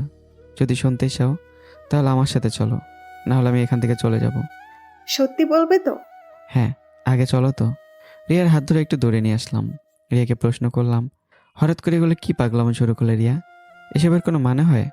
মাথা খারাপ হয়ে গেছে তোমার? তাছাড়া তুমি আমার বেশি সব কিছু জানো, এরপরেও কেন? আমি কোনো কথা শুনতে চাই না, আগে উত্তর দাও, হ্যাঁ নাকি না। তাড়াতাড়ি বলো, আমি আর সহ্য করতে পারছি না। রিয়া, তোমাকে আমি নতুন করে আর কি বলবো? সব কিছু জানার পরে এমন করছো? আচ্ছা, কেউ কি তোমাকে কিছু বলেছে নাকি, যার কারণে? আমি কিছু একটা করে ফেলি, এটাই তো তুমি চাও না? ধুর বাবা, এ মেয়ে তো সম্পূর্ণরূপে পাগল হয়ে গেছে। আগে একে একটা কিছু বলে বিদায় করতে হবে, যাতে উল্টাপাল্টা কিছু না করে। তবে রিয়া আমাকে হুমকি দিয়ে ভয় দেখাচ্ছে যে উল্টাপাল্টা কিছু একটা করবে, কিন্তু মোটা এমনটা করবে না, আমি খুব ভালো করেই জানি। তোমাকে 1 মিনিট সময় দিলাম, এর ভেতরে যদি তুমি আমাকে কিছু না বলো তো। রিয়া, আমি তোমাকে হতাশ করব না, তবে আমি এখন প্রেম বা বিয়ে কিছুই করতে পারবো না। আগে কিছুদিন এনজয় করব, তারপর একটা চাকরি, এরপর বিয়ে নিয়ে চিন্তা করব। তবে যদি আমি বিয়ে করি, তাহলে তোমার কথা চিন্তা করে দেখব। এটা কথা দিতে পারি, তোমার অনুমতি ছাড়া আমি বিয়ে করব না, এই ওয়াদা আমি তোমাকে দিলাম। তবে আমাকে প্রপোজ বা অন্য কিছু করো না। জানো, কয়েকদিন আগে আমার সাথে কি ঘটে গেছে? এই ঘটনা থেকে আমি আজও বের হতে পারিনি। এর মাঝে তুমি যা শুরু করলে না। আমি তোমার জন্য কোনো কাহিনী শুনতে চাই না। মানলাম আমাকে তুমি হতাশ করনি, কিন্তু বিয়ে করলে আমাকেই করতে হবে, এটা প্রমিস করো। সেটা তো পরে, আগে বলো হঠাৎ করে কোন কারণে আমাকে প্রপোজ করে দিলে? ভালো লাগছে তাই প্রপোজ করলাম। আর কোনো প্রশ্ন? না, তুমি থাকো, আমি তাহলে গেলাম, কেমন? রিয়া আমার শার্টের কলার ধরে বলল, গেলাম মানে? শোনার চান এত তাড়াতাড়ি কোথায় যাবে? আগে আমার কথার উত্তর তো দিয়ে যাও। আবার কি রিয়া? বলো, বিয়ে করলে আমাকেই করবে? দেখো রিয়া, আমার উপর চাপ দিও না। আমি এখন এটা বলতে পারি না। যখন আমি বিয়ের চিন্তা করি তখন তোমাকে বলবো, এটা ওয়াদা করলাম। এর বিষয়ে কিছু বলতে পারবো না। দেখো, অনেকটা সময় হয়ে গেছে, আমাকে এখন বাসায় যেতে হবে, না হলে আম্মু ধরে কেলাবে। চলো তাহলে একসাথেই যাই। এখন কিন্তু আমি কিছু একটা করে ফেলবো, তুমি কি আমাকে আবার? থাক থাক, আর কিছু বলতে হবে না। তবে আমি কিন্তু আশাই রইলাম তোমার জন্য। সব সময় আমার মনের দরজা খোলা, এমনকি চাকরি, যা তুমি চাও সব পাবে। আজকে তো দিতেই চাইলাম, কিন্তু তুমি নিলে না। এমন বোকার মতো কাজ কেউ করে? কেউ করে না করে আমি জানি না, তবে আমি অন্যের জিনিসের উপর হাত দিই না। আমার মনে হয় তুমি একটা ঘোরের মাঝে আছো। আবার একবার এই বিষয়ে চিন্তা করে দেখো কেমন। আসি, ভালো থেকো। একটা রিক্সা ডেকে বাসার উদ্দেশ্যে রওনা দিলাম। রিক্সায় বসে বসে চিন্তা করছি, রিয়া আমার পিছনে উঠে পড়ে লেগেছে কেন? এটা কি সেই রিয়া নাকি? হ্যাঁ, সেই রিয়াই। আমি পালিয়ে আসার পর থেকেও আমার পিছু নিয়েছে। আমাকে না মেরে শান্ত হবে না। আমি দেখতে চাই শোনাচ্ছেন তুমি কত দূর পর্যন্ত যেতে পারো। ভাবছি আমাকে প্রপোজ করে প্রেমের জাল আটকে সব কিছু শুরু করবে। তুমি চলো ডালে ডালে, আর আমি চলে পাতায় পাতায়। এখন দেখো কে কি করে। রিয়া, তোমার খারাপ দিন মাত্র শুরু হয়েছে, অপেক্ষা করো। রিক্সাওয়ালার ভাড়া মিটিয়ে দরজা খুলে যে ভেতরে যাব, তখন সামন থেকে আম্মু খুব নম্র ভদ্র সুরে বলল দাঁড়াতে। আম্মুর দুই পাশে তোবার বড় আপু বসে আছে। আপুকে ইশারা করে বললাম কি হয়েছে? আপু উল্টা আমার দিকে রাগ দেখিয়ে বলল, উল্টাপাল্টা কাজ করলে তো মার খেতেই হবে। আম্মু সামনে গিয়ে মাথা নিচু করে মাটিতে বসে আছি। আম্মু উপরে বসে আমার দিকে ফিরে বলল, বাড়িতে এলি কোন কারণে? জি আম্মু, বুঝলাম না। এত বুঝতে হবে না।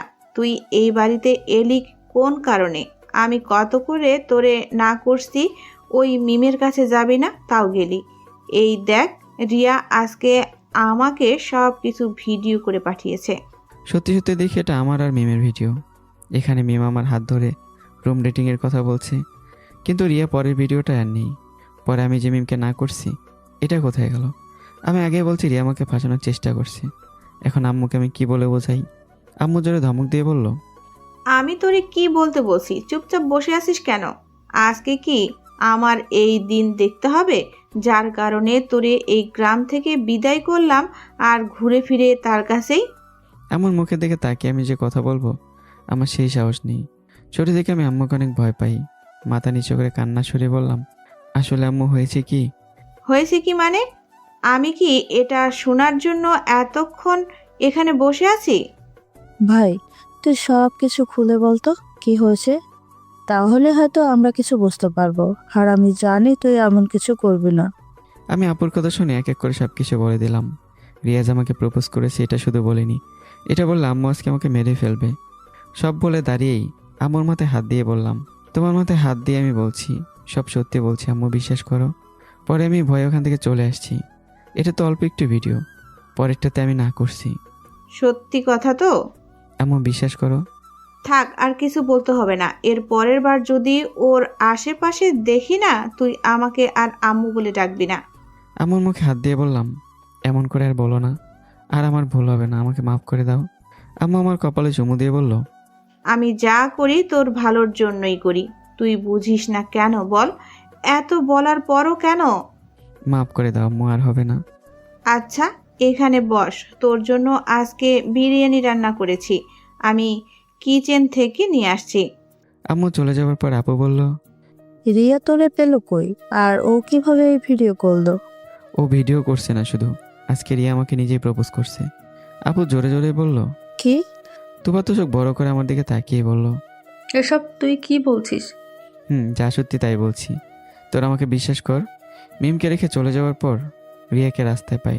পরেও আমাকে পার্কের ভিতরে নিয়ে একটা বাসার চাবি, মাইক্রো আর বাইকের চাবি, সাথে একটা ফুলও ছিল। সবগুলো আমার জন্য ছিল। যদি ওর প্রপোজাল গ্রহণ করতাম, সব আমাকে দিয়ে দিত। কিন্তু তোরা তো আমার বিষয়ে সব কিছু জানিস, আমি কেমন ছেলে। আপু মাথায় হাত দিয়ে বলল, বুঝছি, আজকে তোর মাথাটা গেছে নাকি ওই দিনের মতো আবার উল্টাপাল্টা কিছু খাইছিস? আপু তুই এটা বলতে পারলি?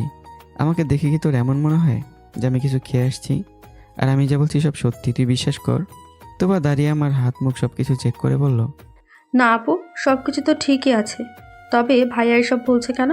আম্মু বিরিয়ানি হাতে নিয়ে বলল, আমার ছেলে কি বলছে? হ্যাঁ, আমি ইশারা করে বললাম, আম্মুকে কিছু বলিস না, না হলে মেরেই ফেলবে। আপু আর কিছু বলেনি। আম্মু রাতের বিরিয়ানি খেয়ে রুমে চলে গেলাম। সারা রাত রিয়ার কথা চিন্তা করতে করতে চলে গেল। সকালে যখন আমার ঘুম ভাঙলো, তখন আচমকা কে জানি বলে উঠল, ঘুম তাহলে ভেঙেছে মিস্টার লাদেন?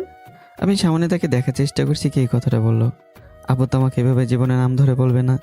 এ কি, আমার হাত পা বিছানার সাথে বাঁধা কেন? আমি তাহলে এখন কোথায় আছি? রাতে তো আমার রুমেই ছিলাম, কিন্তু এখানে কিভাবে আসলাম? আর আমি কোন জায়গায় বা আছি? এমন সময় কি একজন বলে উঠলো, আরে এত চিন্তা করতে হবে না তোমাকে, আমি তোমায় তুলে নিয়ে আসছি এখানে। হো রিয়ার মতো দেখতে একটা মেয়ে কথাটা বলল, আর ওর গায়ে ডাক্তারের পোশাক, যেটা দেখে আমি খুব ভয় পেয়ে গেলাম। এই রিয়াই তাহলে মিমের হাজব্যান্ডের সাথে কাজ করে। তাহলে রিয়া কি দুজন? এটা কিভাবে হতে পারে? আমার তো মাথায় কাজ করছে না। রিয়ান আমার মেয়েটা আমার পাশে এসে বলল, সেদিন পালিয়ে গিয়ে বেঁচে যাবে এটাই মনে করছো না? এখন আমার সম্পূর্ণভাবে বিশ্বাস হয়েছে যে এটা কোন রিয়া। তবে আজকে আমি শিওর নিজের মারও নিজ চোখেই দেখতে পারবো। কিন্তু আমার নিজের ঘর থেকে এরা কীভাবে আমাকে তুলে নিয়ে আসলো আমি তো কিছুই বুঝতে পারছি না। এবার আমার গলা রিয়া নামের মেয়েটা চেপে ধরে বলল, আমি তোরে কি বলছি সেগুলোর উত্তর দে। ভয়ে ভয়ে বললাম, না আমি ঘরে শুয়েছিলাম, তাহলে এখানে কিভাবে আসলাম? এত কিছু জেনে তুই কি করবি? ও তাই তো। আচ্ছা তোমার নামটা জানতে পারি? কেন, আমার মতো দেখতে আরেকজন আছে বলে তুই আমাকে বিশ্বাস করিস না? আর আমার নাম পাখি। সেই দিন তুই পালিয়ে যাওয়ার পর কুত্তার মতো তোরে খুঁজে বেরিয়েছি। ভাবলি কি করে তুই পালিয়ে গিয়ে বেঁচে যাবি?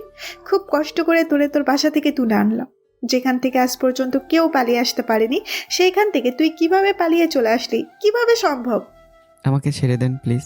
আমি কাউকে এ বিষয়ে কিচ্ছু বলবো না। আর আমাকে এবার কেন টার্গেট করলেন? তোরে না হয় ছেড়ে দিব, কিন্তু তুই রমেশের বইয়ের সাথে কি করলি? শুধু রমেশের বইয়ের সাথে নয়, আমি যদি এখান থেকে একবার পালিয়ে যেতে পারি না, তোদের কাউকে আমি ছাড়বো না। এই, তোর কি মরার একটুও ভয় নেই? I love you.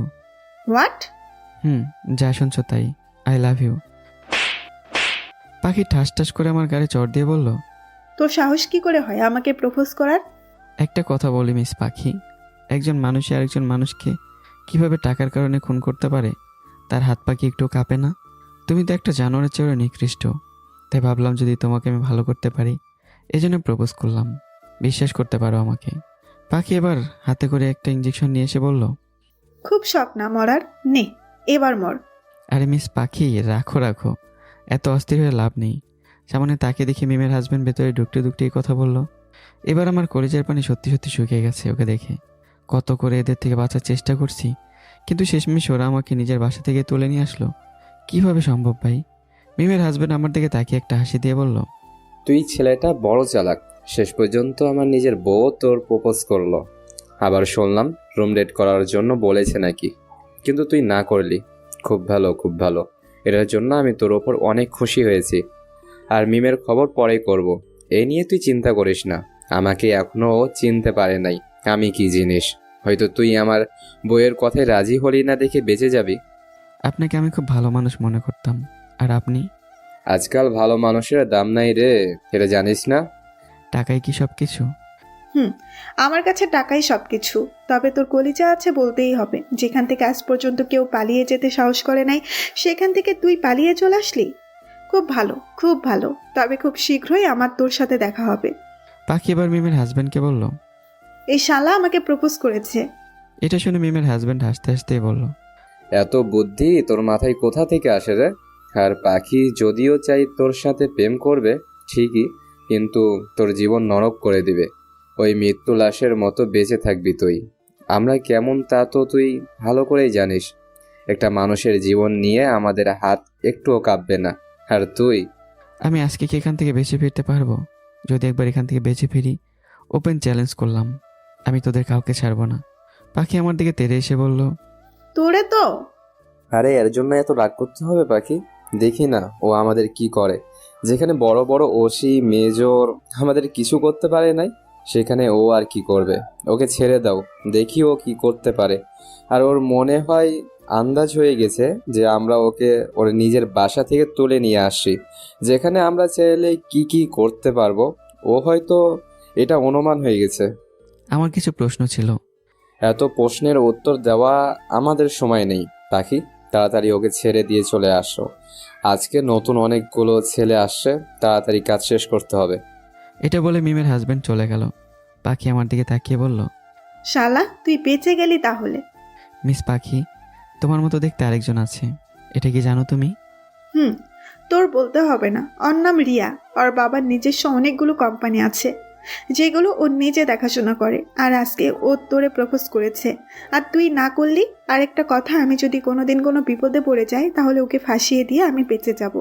Good idea না? এ কথা বলেই পাখি হু হু করে হাসতে লাগলো। বাবারে বাবা, এ মেয়ে তো দেখি 5G স্পিডে কাজ করে, সব ওর জানা আছে। পাখির মুখের দিকে তাকিয়ে প্রশ্ন করলাম, মানুষের সাথে এমন করে কি পাও? তার আগে এটা বল, তুই আমাকে প্রপোজ করলি কেন? প্রপোজ করলাম এমনি, মন চাইছে তাই করলাম। ভাবলাম যদি প্রপোজে তুমি রাজি হয়ে যাও, আর এই সুযোগে আমি তোমাকে ভালো করে দেব। আরেকবার যদি এই কথাটা বলিস না, পরে আর এখান থেকে বেঁচে ফিরতে পারবি না, কেটে টুকরো টুকরো করে ফেলবো। সে মারলে মারতে পারো, তবে আমি তোমাকে ভালো করেই ছাড়বো। আর এসব পাপ করে কি পাও? টাকা কি শান্তি এনে দিতে পারে? এটা তোর আগের বউ মিতু আছে না, ওকে গিয়ে জিজ্ঞেস করিস শালা। সে তোমাকে বলতে হবে না। এখন আমার হাত পায়ের বাঁধনগুলো একটু খুলে দাও তো। এই মেয়ের সাথে বেশি তর্ক করা যাবে না। সব কিছু জেনে শুনে মাঠে নামছে। পাখির কিছু না বলে আমার হাত পায়ের বাঁধনগুলো খুলে দিয়ে কিছুক্ষণ আমার দিকে তাকিয়ে বলল, এবারের মতো বেঁচে গেলি, কিন্তু পরের বার তোকে ছাড়বো না। আরে পাখি, এত তাড়াতাড়ি কিভাবে বেঁচে যেতে পারে? তুমি ছাড়লে আমি ছাড়বো না। রমেশের বউ ভিতরে আস্তে আস্তে বলল, এটা দেখে যেন আমি আর বড় একটা শখ খেলাম। সব বিপদ একসাথে এসে হাজির। এরা কি সবাই একসাথে নাকি? হিসাবই মিলছে না আমার। পাখি রমেশের বইয়ের দিকে তাকিয়ে বলল, আমাদের হিসাব নেওয়া শেষ, এখন আপনি যা ইচ্ছে তাই করতে পারেন। পাখি যাওয়ার আগে ওকে বলে উঠলাম, এই যে পাখি, খুব তাড়াতাড়ি আবার তোমার সাথে দেখা হবে, তবে সেটা খুব ঘনিষ্ঠভাবে। পাখি আমার দিকে ফিরে তাকিয়ে বলল, খুব শখ আছে না তোর দেখি, হয়তো দেখা হতে পারে, তবে তুই তো পরে আর বাঁচবি না। কে বাঁচে আর কে মরে তা তো দেখাই যাবে। পাখি হাসতে হাসতে বের হয়ে চলে গেল। রমেশের বউ এবার আমার কাছে এসে বলল, সবাই তোরে ছেড়ে দিল, কিন্তু আমার হাত থেকে কিভাবে বাঁচবি? লজ্জা করে না নিজের স্বামীকে খারাপ কাজে সঙ্গ দেওয়া? ছি। সেটা আমার বিষয়। আর তুই সেই দিন আমার সাথে এমনটা না করলেও পারতি। তবে এটা ভাবিস না ওরা আমার সাথে শারীরিক সম্পর্ক করতে পারছে। সব কয়টাকে টুকরো টুকরো করে নদীতে ফেলে দিয়েছি। তাই নাকি? এতটা সাহস তোমার আছে বলে আমার মনে হয় না। বিশ্বাস হয় না তোর? এই দেখ, ভিডিও করেছি আমি। ভিডিও কিছুক্ষণ প্লে হওয়ার পর আমার সমস্ত শরীর ভয়ে কাঁপতে লাগলো। সত্যি সত্যি সবাইকে মেরে ফেলেছে? এটা কিভাবে সম্ভব? আমি তো ভয় চোখ বন্ধ করে নিলাম। রমেশের বউ ভিডিওটা বন্ধ করে আমার গলায় হাত দিয়ে বলল, আমি আগে পুলিশে চাকরি করতাম, আর তুই মনে করেছিলি আমি সাধারণ কোনো মেয়ে? 5 জনকে এক জায়গায় গুলি করার জন্য আমার চাকরি চলে গেছিল। আর তোর কি মনে হয় ওরা আমাকে এত সহজে ধর্ষণ করবে? খুব বোকা ছেলে রে তুই। আমি ভয়ে ভয়ে বিছানার উপর বসে রমেশের বইয়ের দিকে তাকালাম। আমি তো চাইছিলাম যারা ভুল করে তাদের শাস্তি দিতে, কিন্তু পারলাম না। আমি ব্যর্থ হয়েছি। সেই দিন তো ওদের দিয়ে আমাকে খারাপ বানাতে চেয়েছিলি। তাহলে চল আজকে তোর সাথে এক রাউন্ড হয়ে যা। আমি জানি আমি তোমার সাথে শক্তি দিয়ে কিছুই করতে পারবো না, আর আমাকে মানতেই হবে। তবে যে একবার অপরাধ করে, আমি তার কাছে কখনোই মাপ চাইবো না। এজন্য আমাকে মেরে ফেলতে পারো, আমি কিচ্ছু বলবো না। এত সহজে তোরে কিভাবে মারবো বল? তাড়াতাড়ি কাপড় খুলে রেডি হ। আজকে আমি তোর সমস্ত শক্তি মেপে দেখতে চাই। হঠাৎ ফোনে রিংটনের শব্দে ফোনটা হাতে এনে দেখি অচেনা নম্বর থেকে কল এসেছে। তবে নম্বরটা আমার একটু চেনা চেনা লাগছে। হ্যালো, কে বলছেন? অবস্থায় একটা মেয়ের কণ্ঠে বলে উঠলো, লাদেন, আমি রিয়া। ও রিয়া, তুমি? আমি। সকাল থেকে তুমি নাকি কোথাও উধাও হয়ে গেছো, কাউকে কিছু না বলে। এখন তাড়াতাড়ি বাসায় আসো, আন্টি তোমার জন্য খুব চিন্তা করছে, আর বিশেষ করে আমি। তোমার কিছু হয়ে গেলে। আচ্ছা, আমি আসছি। বলো, এক জায়গায় গিয়েছিলাম, একটু দরকার ছিল। এই, তুমি একদিন পর পর কোথাও উধাও হয়ে যাও বলো তো? আমি তো কিছুই বুঝি না। বাড়িতে এসে বলবো। এখন ফোন রাখলাম। ফোনটা রাখতে রমেশের বউ জিজ্ঞাসা করলো, কে, গার্লফ্রেন্ড নাকি? এই ধরে না এমন কিছু একটা বলতে পারো। তবে তোমাকে আমি কিছু বলতে চাই। বল, কি বলবেন? মানুষের মৃত্যুতে তোমরা সবাই কি শান্তি পাও? শান্তি পাই আর না পাই, টাকাই আমাদের সবকিছু। একদিন এর জন্য খুব পস্তাতে হবে তোমাদের, এটা মাথায় রেখো। সেই হিসাব পরে করব, আগে তুই কাপড় খোল। এমনটা না করলে হয় না। আমি আমার বউ ছাড়া কারোর সাথে এমন কিছু করতে পারবো না। পারতে তো তোর হবেই। এখন সিদ্ধান্ত তোর, মরবি নাকি আমি যেটা বলছি তাই করবি। এর মাঝে রমেশের বউয়ের মোবাইল বাজতে লাগলো। ও ফোন তুলে কিছুক্ষণ কথা বলে আমার দিকে একবার তাকিয়ে বলল, বেঁচে গেলি আজকে, সত্যি তোর কপাল অনেক ভালো। কেন, ভয় পেয়েছো নাকি? মনে মনে বললাম, যাক বাবা, বেঁচে গেছি তাহলে। এমন সময় রমেশের বউ বলল, এভাবে তোকে আমি ছেড়ে দেব? বলে এমন জোরে একটা লাথি দিল, 5 হাত পিছনে গিয়ে পড়লাম। বুকের মাঝে এখন ব্যথা শুধু হয়ে গেছে। এই মেয়ের শরীরে এত শক্তি কিভাবে হলো? কাশি দিতে দিতেই বললাম, একজন মানুষের পিছনে 3 জন পড়ে আছে, আর এই 3 জনের সাথে আমি কিভাবে পারি? হয়তো এসব কিছু ছেড়ে আমাকে এখান থেকে পালিয়ে যেতে হবে। রমেশের বউ আমার কাছে এসে বসলো আর মাথায় হাত দিয়ে বলল, এই তো গুড, বুঝে গেলি। এটা বলে রমেশের বউ আমার চুল ধরে সরাসরি আমার ঠোঁটে ঠোঁট লাগিয়ে দিল। আমি চুপচাপ বসে আছি, জানি ওর সাথে এখন কিছু করলে ঝামেলায় পড়তে হবে। কিছুক্ষণ পর আমাকে ছেড়ে দিয়ে বলল, তোর মাঝে অনেক জোশ আছে বলতে হবে। আর ওই রমেশ বেটা তো বুড়া, কিছুই পারে না। তবে এখন আমার একটা দরকারি কাজ করতে গেছে, নইলে তোর সাথে। এসব কারা করে জানো? বাজারে নষ্টামি আছে না, ওরা এইসব করে। তুই কি চাস আমি এখন তোরে মারি? আটকাতে পারবি আমি যদি তোরে মারি? তোমার সাথে আমি কোনোভাবে পারবো না, কারণ তুমি ট্রেনিং প্রাপ্ত একজন মেয়ে। কিভাবে পারবো আমি? তাই আমি নিজেই সরে গেলাম। তবে এর হিসাব একদিন আমি গুনে গুনে নেব, তখন তুমি শুধু তাকিয়ে দেখবে। দেখা যাবে, সেই দিনের অপেক্ষায় আছি আমি। আর তুই সেই দিন আমার উপর প্রতিশোধ নেওয়ার জন্য কি না করছিলি, কিন্তু আমার সাথে আবার কেউ লাগতে আসবে, তোর কি মনে হয় আমি তাকে ছেড়ে দিব? একটা জিনিস মাথায় ঢুকছে না, সেদিন রাস্তার মাঝে আমি যখন... থাক, আর বলতে হবে না। এটাই তো বলবি আমি কেন কোনো রিয়াকশন করি নাই ওখানে, তাই তো? হুম। কারণ আমি দেখতে চেয়েছিলাম তুই আমার সাথে কি করতে চাস। কতটা যে সম্মান গেল তোমার, এটা তো একবার চিন্তা করলে না। এটা বলতে রমেশের বাবা আমাকে জড়িয়ে ধরে একেবারে বিছানার উপর ফেলে বলল, তোর কি মনে হয় আমার লজ্জা আছে? নইলে কি তোর সাথে... আমার উপর থেকে সরে যাও। কেন, তোর লাগছে না? নিজের স্বামীর সাথে এসব করে যাও। রমেশের বাবা আমার উপর থেকে উঠতে উঠতে বলল, আবার খুব শীঘ্রই তোর সাথে দেখা হবে, তবে তুই অনেক কিউট, দেখে আমার কেমন জানি লোভ লেগে গেছে। ফালতু মেয়ে কোথাকার। এটা বলে সামনের দিকে হাঁটা দিলাম। বুকটা আমার এখনো ব্যথা করছে। এটা মেয়ে নাকি অন্য কিছু বাবা? শরীর এত শক্তি কোত্থেকে এলো? দূর থেকে দেখে একেবারে সাধু মনে হয়, আর কাছ থেকে ওয়াকছি। আজকাল এদেশের কি হাল হলো বুঝি না। নিজের স্বামী রেখে ওর সাথে পরকীয়ায়, আবার ভিডিও করে ভাইরাল হওয়ার জন্য। বিশ্বাস কর বোন, তোদের যদি আমার হাতের কাছে একদিন পাই না, তাহলে তোরে মারবো, নইলে আমি নিজেই মরবো। আর মৃত্যুকে তো আমি এখনো মাফ করিনি, ওকে আমার দেখার আছে। বাইরে গিয়ে একজনকে জিজ্ঞাসা করতে বললো সামনে নাকি আমাদের গ্রাম। যাক, তাহলে অতটাও দূরে আসিনি। তবে একটা জিনিস আমার মাথায় ঢুকছে না, আমি ছিলাম ঘুমে, ওরা কিভাবে আমাকে এখানে নিয়ে আসলো? ওরা কি মানুষ নাকি কোনো জিন? বাপরে বাপ। বাসার কাছাকাছি আসতে দেখি রিয়া দরজার কাছে দাঁড়িয়ে আছে। দূর থেকে আমাকে দেখতে পেয়ে দৌড়ে আমার দিকে আসতে লাগলো। এখন আমার পুরোপুরি বিশ্বাস হয়েছে যে রিয়া আর এরা দুইজন। এ মেয়ে যেভাবে আমাদেরকে দৌড়ে আসছে, যদি একবার আমাকে জড়িয়ে ধরে না, আমার মান সম্মান সব শেষ। আমি হাত দিয়ে ইশারা করে বললাম, রিয়া দাঁড়াও প্লিজ। কিন্তু রিয়া আমার কোনো কথা না শুনেই দুহাত দূর থেকে লাফ দিয়ে একেবারে আমার বুকের মাঝে এসে পড়ছে। আজকে ভাই আমি শেষ। আম্মু যদি দেখতে পারে আমাকে আর আস্ত রাখবে না। যদি আম্মু জানতে পারে যে রিয়া আমাকে প্রপোজ করেছে, পিঠের ছাল তো তুলবেই, সাথে বাসা থেকে বের করে দেবে। আমি রিয়াকে জোর করে ছাড়ানোর চেষ্টা করছি, কিন্তু ও কোনোভাবেই ছাড়তে রাজি না। আরে যা, আম্মু আপু তো একসাথে বাইরে চলে আসলো। রিয়াকে আমার বুকের মাঝে দেখতে পেয়ে আম্মু তো চোখ লাল করে আমার দিকে তাকিয়ে আছে। এবার কান্না সরিয়ে বললাম, রিয়া আমাকে প্লিজ ছাড়ো, আম্মু আমাকে দেখছে, তোমার জন্য আজকে আমাকে মার খেতে হবে। চুপ করো, তুমি কোনো কথা বলবে না। সকাল সকাল তুমি কোথাও উধাও হয়ে গেছিলে? হ্যাঁ, সবাই এতক্ষণ তোমার চিন্তা করতে করতে কিচ্ছু খায় নাই পর্যন্ত, আর আমি সেই কখন থেকে তোমার অপেক্ষা করতে করতে ভোর হয়ে গেছি। কতটা যে আমার খারাপ লাগছিল বলার বাইরে, মনে হচ্ছে যেন আমি তোমাকে হারিয়ে ফেলছি। ধুর, তোমার তো নাটক দেখার মতো সময় আমার নেই, ছাড়ো বলছি। এমনিতেই টেনশনে বাঁচি না। না, আমি ছাড়বো না। এই সুযোগ কি আর কখনো পাবো? এই মানুষ কথায় কথায় বলে না, সুযোগ মানুষের একবারই আসে, আর এটা কাজে লাগাতে হয়, জানো না তুমি? এমনিতে মাথা গরম হয়েছে, আরে আরেক যন্ত্রণা দিয়ে যাচ্ছে।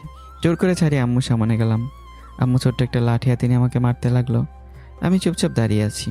আমার আম্মু এমনই, যখন বেশি রাগ হয় তখন আমাকে এভাবে মারে। আপুও ভয়ে দাঁড়িয়ে আছে, কিছু বলছে না। পেছন থেকে রিয়া এসে আম্মুর হাত ধরে বলল, আরে আরে আন্টি, আপনি এসব কি করছেন? এভাবে মারছেন কেন ওকে? ছাড়ো তুমি মা, আজকাল ও দিন দিন অনেক খারাপ হয়ে যাচ্ছে। কই থেকে যে কই যায় আমাদের কিছুই বলে না। এই জন্যই তো বলছি আন্টি, আমার হাতে ওকে তুলে দেন, বাকিটা আমি দেখে নিব। আর কিছু বলেনি, চুপচাপ ভেতরে চলে গেল। রিয়া আমার হাত ধরে বলল, ভেতরে চলেন স্যার, বড় বড় কাজ করে এসে আমাদের কিছুই বলবে না। আচ্ছা বলো তো, তুমি কোথায় ছিলে এতক্ষণ? রিয়ার হাত ছাড়িয়ে বললাম, আপু বলতো এই মেয়ে আমাদের বাসায় কখন এসেছে? এমনিতে আমার মাথা গরম হয়ে আছে, আর এসেই ঠাস ঠাস করে আপু আমার গালে দুইটা চড় দিয়ে বলল, কথা বলবে না তুই? দিনে দিনে সুযোগ পেয়ে একেবারে মাথায় উঠে গেছিস না? যা মন চায় তাই করবি তুই, আর আমাদের কিছু বলবে না? অনেক বড় হয়ে গেলি না? আমি মাথা নিচু করে সামনের দিকে যাচ্ছি। ওই পাখির বাচ্চার মিমের হাজব্যান্ডকে আমি ছাড়বো না। শালা তোদের জন্য আজকে আমাকে সবাই ইচ্ছে মতো মারছে। আমি কি কোনো পুতুল নাকি? আর ভালো লাগে না। আম্মু চেয়ারে বসে আবার আমার দিকে তাকিয়ে বলল, সকাল সকাল কাউকে কিছু না বলে কথায় যাওয়া হয়েছিল? আম্মু আসলে কি বলবো, সকাল থেকে না আমি রাত 10টার পর থেকে বের হয়ে গেছিলাম। এক ফ্রেন্ডে ফোন করে বলছিল আজকে নাকি ডাব চুরি করে খাবে, তাই আর কি। ভাবছেন মিথ্যে কেন বললাম? এছাড়া যদি অন্য কিছু বলি আম্মু জীবনে বিশ্বাস করবে না। আম্মু ঠাস করে আমার গালে চড় দিয়ে বলল, তোরে আমি এই শিখালাম গিয়ে অন্যের বাড়িতে চুরি করবি? আরে আম্মু এখানে আমার কি দোষ? ও বলছিল তাই একটু। এর মাঝে রিয়া বলে উঠল, থাক আন্টি, বাদ দেন এসব বিষয়। ওই হয়তো একটু এনজয় করছে আর কি। আম্মু কিছুক্ষণ চুপচাপ থাকার পর আবার বলল, রিয়া তোরে প্রপোজ করেছিল? এই যা, আজকে আমি শেষ। তাহলে রিয়াকে আম্মু কিছু বলে দিল? রিয়া তো একপাশে লজ্জায় লাল হয়ে দাঁড়িয়ে আছে। আম্মু আবার বলল, আমি কি বললাম? জি আম্মু, কিন্তু তুমি তো জানো। কোনো জানাশোনা নেই, আগে তো তুই নিজে একা একা বিয়ে করলি, এখন আমাদের মতে করবি? জি আম্মু। রিয়া হাসি মুখে বলল, আন্টি, আব্বু আসবে কিছুক্ষণ পর। তাহলে তো ভালোই। আর লাদেন, তুই এখন রুমে গিয়ে ফ্রেশ হয়ে নে। আমি চুপচাপ আম্মুর কথা মতো রুমে চলে গেলাম। রুমে গিয়ে দেখি বিছানার উপর একটা ফোন পড়ে আছে, যা দেখে আমি খুব অবাক হয়ে গেলাম। এখানে মোবাইল করতে গেল, আমার ফোন তো আমার কাছেই। তাহলে এটা কার? নাকি এটা আমার আপুর ফোন? হতেও পারে। ফোনটা হাতে নিয়ে দেখে একটা ভিডিও অফ করে স্ক্রিনের সামনে রাখা। খুব আগ্রহ নিয়ে আমি ভিডিওটা প্লে করলাম। ভিডিওতে দুইটা ছেলে আমাদের বাসার ভিতর ঢুকলো। আমার রুমে এসে কী জানি আমার মুখে ছিটিয়ে দিল। এরপর আর কিছুই দেখা যাচ্ছে না। ভিডিও এখানেই শেষ। এখন আমার পুরোপুরি আন্দাজ হয়ে গেছে এরা কী করতে পারে। খুব তাড়াতাড়ি আমাকে এখান থেকে পুরো ফ্যামিলি নিয়ে চলে যেতে হবে। শরীরটা আজকে খুব জ্যাম হয়ে আছে, তাই একটু শুয়ে পড়লাম। কিছুক্ষণ পর অনুভব করতে লাগলাম আমার মাথায় কে জানি হাতিয়ে দিচ্ছে। চোখ খুলে দেখি রিয়া আমার মাথার কাছে বসা। সাথে সাথে লাফ দিয়ে উঠে বললাম, তুমি এখানে কি করো? কি করো মানে? আসছিলাম তোমাকে ডাকতে, আর এসে দেখি তুমি ঘুমাচ্ছ। তাই ভাবলাম তোমার ঘুমের ডিস্টার্ব করে লাভ নেই, তাই তো তোমার মাথায়। আমি এগুলো পছন্দ করি না রিয়া, আর তুমি যাও, আমি আসছি। রিয়া আমার দিকে ফিরে মুখটা বাঁকিয়ে চলে গেল। আমি আস্তে আস্তে রুম থেকে বের হয়ে গেলাম। ভেতরে গিয়ে দেখি আম্মুর পাশে রিয়ার বাবা বসে আছে, আর ওনারা কী বিষয় নিয়ে যেন কথা বলছে। আমি যেতে আঙ্কেল আমাকে দেখে বলল, আরে বাবা, আসো আসো, আমি তো তোমার জন্যই অপেক্ষা করছি, এখানে বসো। না আঙ্কেল, আমি এখানেই ঠিক আছি। তোমাকে যেই কারণে ডাকা এখানে। জি বলুন আঙ্কেল। মিতুকে কি ডিভোর্স দিয়ে দিয়েছো? আমি মাথা নিচু করে বললাম, এখনও দেয়নি, তবে আমি এখান থেকে যখন ঢাকায় ফিরে যাব তখন দিয়ে দেবে। আচ্ছা, তাহলে ভালো, যত তাড়াতাড়ি সম্ভব দিয়ে দাও। তোমাকে একটা কথা বলি, মন খারাপ করবে না তো আবার? আরে না আঙ্কেল, বলেন, মন খারাপ করব কেন? যখন তোমার বাবার মৃত্যুর পথযাত্রী তখন আমাকে বলেছিল আমার ছোট মেয়ে মানে রিয়াকে যেন তোমার সাথে বিয়ে দিই। তখন আমার মেয়ে বিদেশে ছিল, ভাবছিলাম ও আগে প্রতিষ্ঠিত হোক, তারপর এই বিষয়টা নিয়ে দেখব। বন্ধুত্বের বিষয় ছিল তো, তাই আর না করতে পারিনি। আর কয়েকদিন পর শুনি তুমি বিয়ে করে নিয়েছো, তখন আমার খুব মন খারাপ লাগছিল বিষয়টা। তোমার বাবার দেওয়ার কথা আমি রক্ষা করতে পারি নাই, আর যখন শুনলাম তোমাদের ছাড়াছাড়ি হয়ে গেছে, তখন ভাবলাম যা হয়েছে সব ভুলে গিয়ে বন্ধুত্বের মর্যাদাটা রক্ষা করি। তাই তো আবার তোমার কাছে চলে এলাম। এখন কি আবার? এর মাঝে আম্মু বলে উঠল, আরে ভাই সাহেব, আমাদের ক্ষমা করবেন, আমরা এই কথাটা জানতাম না। জানলে কি আর এমন হতো? আগেই সব কিছু ঠিক করে রাখতাম। লাদেন, উনি কি বললেন শুনলি তো? জি আম্মু, কিন্তু ওনারা কোথায় আর আমরা কোথায়? আবার আমার আগের একটা বউ ছিল, পরে ওনাদের মান সম্মান। রিয়ার বাবা আমাকে থামিয়ে বলল, সম্মানের কথা যদি চিন্তা করতাম তাহলে আর এখানে আসতাম না। এখন তুমি রাজি কিনা তাই বলো। আমি রাজি কিনা সেটা দেখতে হবে না আঙ্কেল। আমার আম্মু আমাকে যা বলবে আমি তাই করব। অনেক ভুল করেছি আমি, আর না। তাহলে এই কথাই রইল। এখন তাহলে বিয়ের কথা বলি কেমন? আঙ্কেল আরেকটা কথা, বলো। আমি এত তাড়াতাড়ি বিয়ে করতে চাই না, আমাকে একটু সময় দিতে হবে। আচ্ছা, সমস্যা নেই, সে যত পারো নাও। তবে আমি চাই বিয়ের সমস্ত কাজকর্ম শেষ করে নিতে, যাতে পরবর্তীতে আর কোনো ঝামেলা না হয়। ঠিক বললাম তো আপা? আমার আম্মু আবার বলে উঠল, এটাই ভালো হবে। আর আপনাদের চিন্তা করতে হবে না, ও মিতুকে খুব তাড়াতাড়ি ডিভোর্স দিয়ে দিবে। আর আমি চাই এই শুক্রবারই বিয়ের সমস্ত কাজ শেষ করে নিতে। তোমরা কথা বলো আম্মু, আমি একটু বাইরে রিয়ার সাথে আলাদা কথা বলতে পারি? আঙ্কেল হাসি দিয়ে বলল, এটা কি আবার বলতে হয়? রিয়া ওর সাথে যা। আমি আমার রুমে চলে গেলাম। পেছন পেছন রিয়াও আসলো। রিয়া এসে আমার দিকে কিছুক্ষণ তাকিয়ে থেকে বলল, কি সাহেব, কিছু বলবেন কি? তুমি কি আগে থেকে জানতে তোমার বাবা আমার সাথে তোমার বিয়ে দিতে চায়? বাবা সেদিন আমাকে এই বিষয়ে বলছিল, এই জন্যই তো সেদিন তোমাকে আমি প্রপোজ করলাম। তুমি তো জানো। আর এইসব কথা আর বলবে না যে আমার আগের একটা বউ ছিল, আমার সাথে তোমার চায় না তো সবাই, শুধু মানিয়ে নিতে পারলেই হয়ে যায়। তুমি এত কিছুর মালিক, এরপরে তোমার ভেতরে একটু অহংকার নেই? ইচ্ছে করলে আমার থেকে ভালো কাউকে বিয়ে করতে পারতে। ভালো কাউকে বিয়ে করে আমি কি করব? ওই কথাই আছে না, যে যত বড় তার চিন্তা তত বেশি। তবে এইবার আমার তোমার সাথে বিয়ে হলে যদি সারাদিন কাজ নিয়ে পড়ে থাকো না, মেরে ফেলবো একদম।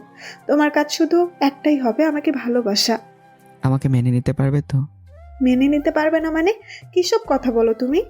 সত্যি কি তোমার আমাকে পছন্দ? তোমার সাথে প্রথম যেদিন অফিসে দেখা হয়েছিল সেদিন খুব বকা দিয়েছিলাম তোমায়। তুমি চলে যাওয়ার পর সবাই বলছে তুমি ছেলেটা অনেক ভালো। অনেক চিন্তা করলাম এরপর তোমার বিষয়ে, যে এইভাবে বকা দেওয়া আমার ঠিক হয় নাই। আর বাসায় এসে দেখি তুমি আমার বাবার বন্ধু ছিলে, তাই একটু একটু করে তোমাকে ভালো লাগতে শুরু হয়েছে। পরে যখন শুনি তোমার বউ আছে তখন অনেকটাই খারাপ লাগছিল। সেদিন তোমার আপু বলেছিল তুমি নাকি তোমার বউকে ডিভোর্স দিয়ে দিবে, তাই ভাবলাম অতীত মনে রেখে লাভ আছে। বাবাও বললো তোমার কথা, আমি কি আর না করতে পারি? এই জন্যই তো রাজি হলাম। কিন্তু তুমি এমন করছো কেন? যদি রাজি থাকো বলে ফেলো, নইলে না করে দাও। আচ্ছা, আমার ভেতরে কি এমন কমতি আছে যে তুমি... রিয়ার কিছু বলতে হবে না। দেখো, এই কয়েকদিন আমি একটু দ্বিধায় ছিলাম। আর কে বলেছে আমি রাজি না? আমি অবশ্যই রাজি। আমি চাইতাম না তোমার সাথে আমার জীবন জড়িয়ে তোমার জীবনটাকে নষ্ট করে ফেলি। এই, আপনি এত বোঝেন কেন বলেন তো? যেখানে আমি নিজে রাজি সেখানে তুমি যত উল্টাপাল্টা চিন্তা করো। আর একবার যদি... রিয়া রিয়া আমার মুখের দিকে তাকিয়ে বলল, এইভাবে ভালোবেসে আমার নাম ধরে ডাকবে মাঝে মাঝে। তোমার মুখ থেকে রিয়া নামটা শুনতে আমার খুব ভালো লাগছে। তোমার হাতটা একটু ধরবো? এখন না। দেখো, হঠাৎ করে কিছু হয় না, কিছুদিন যাক, আস্তে আস্তে সব হবে। তুমি চিন্তা করো না। এখান থেকে গেলে আমি ব্যস্ত হয়ে যাব। তুমি কিন্তু এখন এখান থেকে আমার সাথে কাজ করবে। না রিয়া, এটা কখনো হবে না। দেখো, আমি কারো অনুরোধ বা ইচ্ছায় চাকরি করব না। নিজের যোগ্যতায় যদি হয় তো করবো। কয়েকদিন পর একটা ইন্টারভিউ আছে, দেখি কি হয়। সে তুমি যা ইচ্ছে তাই করো। যখন আমি তোমার বিয়ে করা বউ হব তখন তো এইসব দায়িত্ব তোমার পালন করতে হবে, নাকি বিয়ের পর নিজের বউকে দিয়ে চাকরি করাবে? জানো রিয়া, জীবন অনেক টাকার পেছনে ছুটলাম, খুব টাকা ইনকাম করেছি, যার কারণে ভালোবাসা চলে গেছে। তবে এবার আমি কথা দিতে পারি, এখন আমার কাছে ভালোবাসা আগে, পরে টাকা।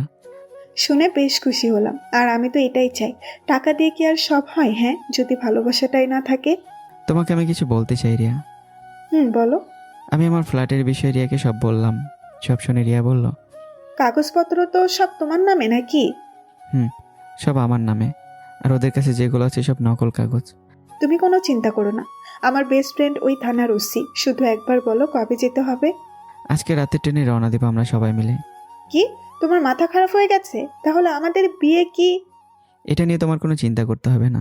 শুক্রবার আসার আগে এখানে চলে আসবো। তাহলে পরে একসাথেই যাই, সব ঝামেলা মিটেছে। দেখো, আমি বলছি তো, আমি সব সমাধান করে দিব।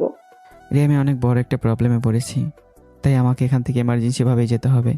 রিয়া আমার কাছে এসে আমার চোখে চোখ রেখে বলল, আমাকে বিশ্বাস করো না? আমাকে বলো কি হয়েছে। এসব কথা এখানে বলা যাবে না। তুমি একটু তোমার বাবাকে বলে দেখো না, যদি শহরে বিয়েটা, এখানে আসাটাই আমার জন্য রিস্কের বিষয়। ভাবছিলাম কয়েকদিন গ্রামে থাকবো। আচ্ছা, আমাকে সব বলবে তো কি হয়েছে? বিশ্বাস হয় না, করো না আমাকে। আচ্ছা, আমি দেখছি বাবার সাথে কথা বলে। আর তুমি কি শুধু একাই যাবে নাকি? না, আমাদের পরিবারের সবাই যাবে। আর কোনো রকম ভুল আমি করতে চাই না। কিসের ভুল? কিছু না, বাদ দাও, এখন তুমি গিয়ে। আচ্ছা, আমি দেখছি। রিয়া যেতে আপু আর তবু আমার রুমে প্রবেশ করলো। আপু হেসে হেসে বলল, সেই দিন তো তুই ঠিক কথাই বলছিলি। আপু এখন এসব কথা ছাড়, আজকে বিকালে এখান থেকে শহরের উদ্দেশ্যে রওনা দেব। এত তাড়াতাড়ি কেন ভাই? শুধু আমি না, এখন আমার সাথে মার তোবাকেও নিয়ে যাব। তোর মাথা খারাপ হয়ে গেছে? আম্মু কি গ্রাম ছেড়ে যাবে বলে তোর মনে হয়? আপু তোরে সেদিন তো বললামই, আর আজকে সকাল ওরাই আমাকে আমার ঘর থেকে তুলে নিয়ে গেছে। অথচ তোরা কেউ কিছু বলতেই পারিসনি। আমার কিছু হয়ে গেলে সমস্যা নেই, কিন্তু আমার পরিবারকে আমি কিছু হতে দেব না। এই কথাটা আগে আমাকে বলবি না? আর যদিও চলে যাস তাহলে তুবার বিয়ের বিষয়ে। তবু আপুকে থামিয়ে বলে উঠলো, আরে আপু, রাখতো তোমার এসব কথা, অনেক সময় আছে, পরে দেখা যাবে। আপু এ নিয়ে তুই কোনো চিন্তা করিস না, আমি আর বড় ভাই, সেই হিসেবে সব দায়িত্ব আমার। তুই একটু আম্মুকে বুঝিয়ে বল না। দেখছি কি করা যায়। তুই কি সত্যি সত্যি চলে যেতে চাস? হ্যাঁ আপু, এখানে থাকাটা আমার জন্য বিপজ্জনক বিষয়। আপু আর কিছু বললো না, চুপচাপ রুম থেকে বের হয়ে গেল। তবু আমার ফোনটা নিয়ে গেম খেলতে লাগলো। একটু পর সবাই একসাথে রুমে ঢুকলো। রিয়ার বাবা আমাকে প্রশ্ন করলো, সত্যি তুমি এখান থেকে চলে যেতে চাও? জি আঙ্কেল, আমার শহরে বাসা আছে, আমাদের যেতে তো হবেই। আর তাছাড়া কতদিন এভাবে বসে বসে খাবো? আম্মু মুখটা একটু কালো করে বলল। হঠাৎ তোর এই সিদ্ধান্ত লাদেন, কিছুই বুঝলাম না। রিয়া আম্মুর কথার উত্তর দিয়ে বলল, মা, তার আর বলতে হবে না। কতদিন ধরে অফিসে যাই না, দেখাও আসবো কয়েকদিন থেকে। অফিসের পরিস্থিতি কেমন? আর লাদেন, তোমার আগের চাকরি কিন্তু এখনো যাই নাই, আবার অফিসে ব্রেক করতে হবে তোমাকে। এ বিষয়ে আমাকে আর কিছু বলবেন না, আমি একবারে যা বলি তাই করি। রিয়া একটু রাগি চোখে বলল। ঘাটটারা একটা। রিয়ার কথা শুনে একটু মুচকে হাসি দিলাম। তোবা সবাইকে থামিয়ে বলে উঠল, অনেক কথা হয়েছে, এখন সবাই গিয়ে টেবিলে বসেন, আমি খাবার দিচ্ছি। আঙ্কেল আপনি একটু দাঁড়ান, আপনার সাথে আমার কিছু কথা আছে। সবাই চলে যাওয়ার পর আঙ্কেল বলল, বলো বাবা। আমি চাইছিলাম তোমার বিয়ের পর আমি বিয়ে করতে। এখন সব কিছু ওকে করে রাখেন, সমস্যা নেই, কিন্তু তোমাকে বিয়ে না দিয়ে আমি বিয়ে করতে পারবো না। এই বিষয় তাহলে আমাকে আগে বলবে না? আমার কাছে ভালো একটা পাত্র আছে, আগে ঢাকায় যাও, পরে আমি সব কিছু দেখছি। সত্যি আঙ্কেল, আপনাদের মনটা অনেক ভালো। কি বলে যে আপনাকে ধন্যবাদ দেব? না, এখান থেকে কোনো আঙ্কেল নয়, বাবা বলে ডাকবে। আঙ্কেলের কথা একটু লজ্জা পেলাম। জি, চেষ্টা করব। আচ্ছা চলো সবাই, হয়তো আমাদের জন্য অপেক্ষা করছে। ভেতরে গিয়ে টেবিলে বসতে আম্মু বলল, বল, আজকে আমি কতটা যে খুশি হয়েছি বলার বাহিরে। মনে হচ্ছে যেন সেই আগের দিনগুলো আবার নতুন করে ফিরে আসছে। হঠাৎ রিয়ার ফোনটা বাজতে লাগলো।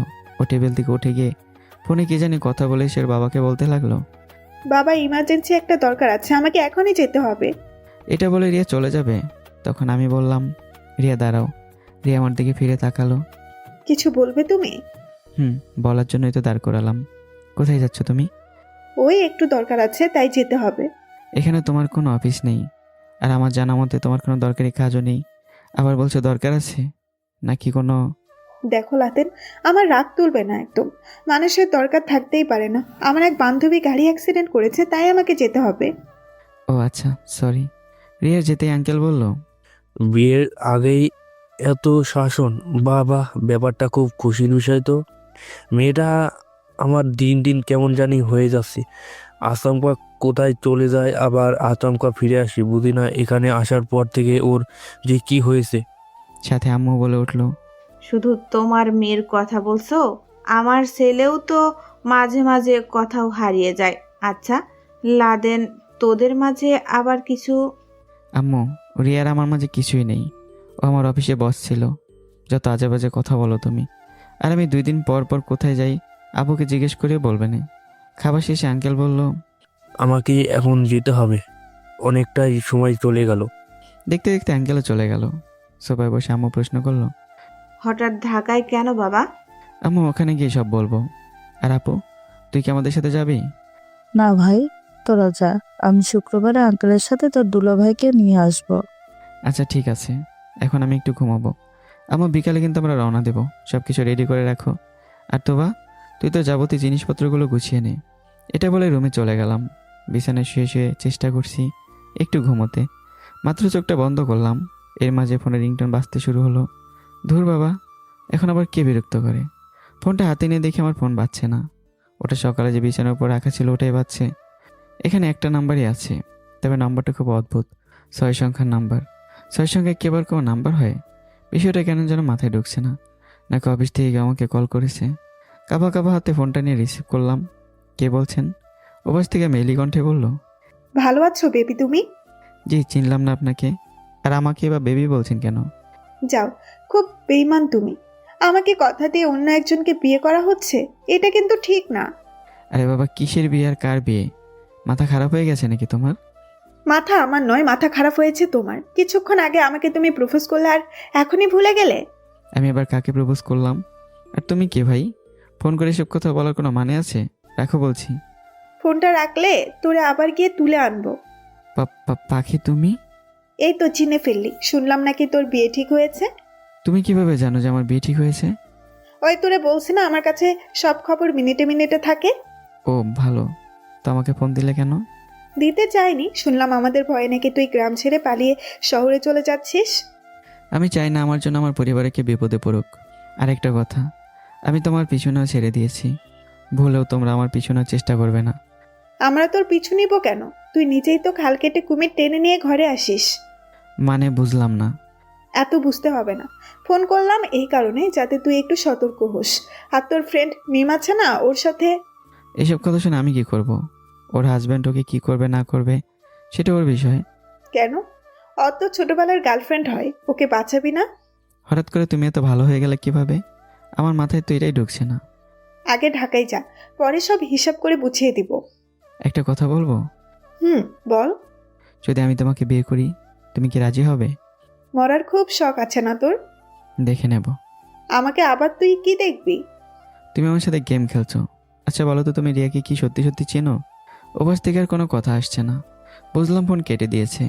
রিয়ার কথা বলতেই কেন জানি ফোনটা কেটে দিল, বুঝলাম না। ফোনটা আবার আগের জায়গায় রেখে দিলাম। কোনো কিছুতেই আমার প্যাচ ছিল না। কিন্তু এখানে রিয়া যে কয়জন আছে সেটা আমি নিজেও জানি না। মাঝে মাঝে আমার মাথা কাজ করা বন্ধ হয়ে যায় এসব কথা মনে হলে। আবার এর মাঝে রিয়ার সাথে বিয়েও ঠিক হয়ে গেল। রিয়ার পাখির মাঝে অল্প একটু পার্থক্য আছে, সেটা হলো পাখি সবসময় রেগে কথা বলে, আর রিয়া ঠান্ডা মেজাজের একটা মেয়ে। রিয়াকে আমি বিয়ে করতে রাজি ঠিকই, কিন্তু আমার মন মানছে না। দেখি সামনে কি হয়। বিকালে রেডি হয়ে সবাই বাসা থেকে বের হলাম। আপুকে বিদায় করে বাসে উঠে গেলাম। একটা হোটেল বুকিং করা আছে, ওখানে গিয়ে রাতে থাকবো। পরদিন আমার নিজের বাসায় চলে যাব। অনেক দিন ওরা আমার বাসায় থেকেছে। আর না, এখন আর একটা সমাধান করতেই হবে। কিছু দূর যাওয়ার পর আম্মু বলল, লাদেন, ওই দেখ সামনের সিটে রিয়ার মতো একটা মেয়ে বসে আছে না? আমি সামনের তাকিয়ে দেখি সত্যি সত্যি রিয়ার মতো একটা মেয়ে বসে আছে, তবে পেছন থেকে অতটাও চেনা যাচ্ছে না এটা রিয়া নাকি অন্য কেউ। তোবা সিট থেকে উঠে বলল, ভাইয়া, আমি দেখে আসছি এটাকে। তোবা মেয়েটার কাছে গিয়ে জড়িয়ে ধরলো। বুঝে গেছি যে এটা রিয়া। একটু হলে আমি অনুমান করেছি যে এটা রিয়া। ও যে আমাদের সাথে যাবে এটা আমার বিশ্বাস ছিল। তোবা রিয়ার হাত ধরে আমাদের কাছে এনে বলল, ভাবি, ভাইয়ার পাশে তুমি বসো, আম্মুর সাথে বসছি। আমার পাশে তোবা বসছিল আর আম্মুর পিছনে একা বসছিল, এজন্য আম্মুর পাশে সিটটা খালি ছিল। রিয়া আমার পাশে বসতেই আম্মু প্রশ্ন করলো, রিয়ামা, তুমি এখানে কিভাবে আসলে? তুমি না অন্য কাজে গিয়েছিলে? রিয়া পিছনে ফিরে হাসি মুখে বলল, আমি যাবো না তো কি, আর অন্য কারো যাওয়ার কথা ছিল আপনাদের সাথে? বাসা থেকে রেডি হয়ে যেতাম, কিন্তু দরকারি কাজের জন্য এমন হয়েছে, তাই এখান থেকেই উঠলাম। আচ্ছা, তাহলে ভালোই হয়েছে, সবাই একসাথে যাচ্ছি। আমি আর কিছু বললাম না, চুপচাপ বসে আছি। শাশুড়ি আর বউয়ের মাঝে বা হাত ঢোকানো যাবে না, না হলে আমাকে পিটিয়ে ঠিক করে দেবে। কিছুক্ষণ চুপ থেকে রিয়া আস্তে করে বলল, ওই কি করো? কি করি দেখছো না? আর তুমি গেলে কোন এক কাজে, আবার চলে আসলে বুঝলাম না। আমার যত দরকারি কাজ থাকুক না কেন, তোমার থেকে বেশি দরকারি কাজ আর কিচ্ছু হতে পারে না। এখন তোমাকে না দেখে আমি এক মুহূর্তও থাকতে পারি না। থাকার পাম দিতে হবে না, আমি সব বুঝে গেছি। কি বুঝলে বলো তুমি, শুনি। আমার সাথে মিথ্যা কথা বলছো তুমি, তাই বুঝলাম। রিয়া হাসি দিয়ে বলল, সরি। থাকা সরি বলতে হবে না। তোমার ফ্রেন্ডকে বলে রাখছো তো বাসার বিষয়ে? সব বলে রাখছি। আর ও তোমার বাসাটা ঘুরে দেখেও আসছে। আমি ওকে সব কাগজপত্র অনলাইনে দিয়ে আসছি, সব দেখে ও বলল সব ঠিক আছে, শুধু তুমি গেলেই সব কিছু ওকে করে দিবে। জানো রিয়া, অনেক পরিশ্রম করে ফ্ল্যাটটা কিনেছিলাম, কিন্তু আমার অর্ধাঙ্গিনী আমার সাথে বেইমানি করলো। এটাও কিভাবে করতে পারলো? ওর কথা মনে করে আর নিজেকে কষ্ট দিও না, যা হয়েছে সব ভুলে যাও। বলে তো যেতেই চাই, কিন্তু পারি না। আচ্ছা রাত তো অনেক হলো, তুমি ঘুমিয়ে পড়ো, আমি ডেকে দেবো। তোমার ঘাড়ে মাথা রেখে ঘুমাতে পারি? আমি কি না করেছি? না, তুমি যাবে বকা দাও। নিজের হবু বউকে আমি বকা দেবো এটা তুমি ভাবলে কি করে? রিয়া আমার কথা শুনে মুচকে মুচকে হাসতে লাগলো। আমার ঘাড়ে মাথা রেখে চোখ বন্ধ করে ঘুমানোর চেষ্টা করছে। আমি ফোনে বসে গল্প লেখার চেষ্টা করছি। আমার তো আবার একটা নেশা আছে, যখনই সময় পাই তখনই গল্প লেখা শুরু করি। তবে আজ পর্যন্ত গল্প লিখে আর উন্নতি করতে পারিনি, শুধু লিখেই গেছি। তবে পেয়েছি হাজার পাঠকের ভালোবাসা, এটা বলতে পারবো। বাস আমাদের গন্তব্যে জায়গায় এসে থামলো। পেছন থেকে আম্মু বলল, লাদেন, আমরা কি এসে গেছি? হ্যাঁ আম্মু, আমাদের ঠিকানা এসে গেছি, তোমাকে ডেকে তোলো। আর এদিকে আমি রিয়াকে আস্তে করে ওর কানের কাছে নিয়ে বললাম, রিয়া আমরা এসে গেছি, এক্ষুনি উঠে পড়ো। কিন্তু বেচারি এমন ঘুমিয়েছে, কোনো সারা শব্দ পেলাম না। বাস তো আমাদের জন্য আর অপেক্ষা করবে না, তাই কোনো কিছু না দেখে ওকে কোলে নিলাম। আম্মু আমার দিকে তাকিয়ে বলল, এটা তুই কি করছিস? এছাড়া কি করবো বলো আম্মু? ওকে এত করে ডাকলাম তাও ঘুম ভাঙলো না। বাস থেকে নামতেই রিয়া ঘুম ঘুম চোখে বলল। আমি এখন কোথায়? সাথে সাথে তুবা উত্তর দিয়ে বলল। আপনি এখন আমার ভাইয়ের কোলে ঘুমিয়ে আছেন। তুবার কথা শুনে রিয়ার চোখ তুলে তাকিয়ে দেখি সত্যি আমার চোখে রিয়ার চোখ পড়তে ও একটু লজ্জা পেয়ে বলল। আমাকে নিচে নামিয়ে দেন। রিয়াকে নিচে নামাতেই সে সরি বলল। থাক, আর কিছু বলতে হবে না, এখন তুমি তোমার বাসায় চলে যাও, আর আম্মু চলো আমরা হোটেলে যাই। রিয়া বোকার মতো প্রশ্ন করলো। হোটেলে কেন? ওখানে আমি রুম বুকিং করে রাখছি আগে থেকেই। কিন্তু আমাদের বাসা থাকতে তোমরা হোটেলে থাকবে, এটা তো হতে পারে না। আন্টি চলেন আমার সাথে। আম্মু আমার দিকে তাকিয়ে বলল। লাদেন এখন কি করবি? কি করবে মানে আম্মু? এতগুলো টাকা দিয়ে রুম বুকিং করলাম, আর এখন যদি না যাও অযথা টাকাগুলো নষ্ট হবে। রিয়া তুমি বরং চলে যাও, আমরা সকালে আসছি। মা আর তোবাকে তোমাদের বাসায় পাঠিয়ে আমি ঝামেলা মিটিয়ে নেব। রিয়া আমার দিকে চোখ বড় বড় করে তাকিয়ে বলল। তার মানে তুমি যাবে না? দেখো রিয়া, বোঝার চেষ্টা করো। তাহলে আমিও যাব তোমাদের সাথে, চলো। তোবা রিয়ার হাত ধরে বলল। আরে ভাবি, চলেন তো আমাদের সাথে, সবাই একসাথে থাকি, পরে সকালে যাব, কেমন? এখান থেকে সবাই মিলে রিক্সা করে হোটেলে চলে গেলাম। আমি হোটেল ম্যানেজারকে আগে বলে রাখছি আমাদের আসতে অনেক রাত হবে, এই জন্য উনি একজনকে বলে রাখছে আমাদের আসতে যেন রুমে চাবি দিয়ে দেয়। চাবি নিয়ে রুমের দরজা খুলে ভেতরে গেলাম। রুমটা অনেকটা বড় আছে, তবে ঝামেলা একটা, এখানে 2টা বেড। আমি তো বলেছিলাম যেন 2টা বেডই হয়, একটাতে আম্মার তোবা থাকবে, আরেকটাতে আমি। কিন্তু কে জানতো রিয়া এসে যাবে, আরেকটা ঝামেলা তৈরি করে দেবে আমার জন্য।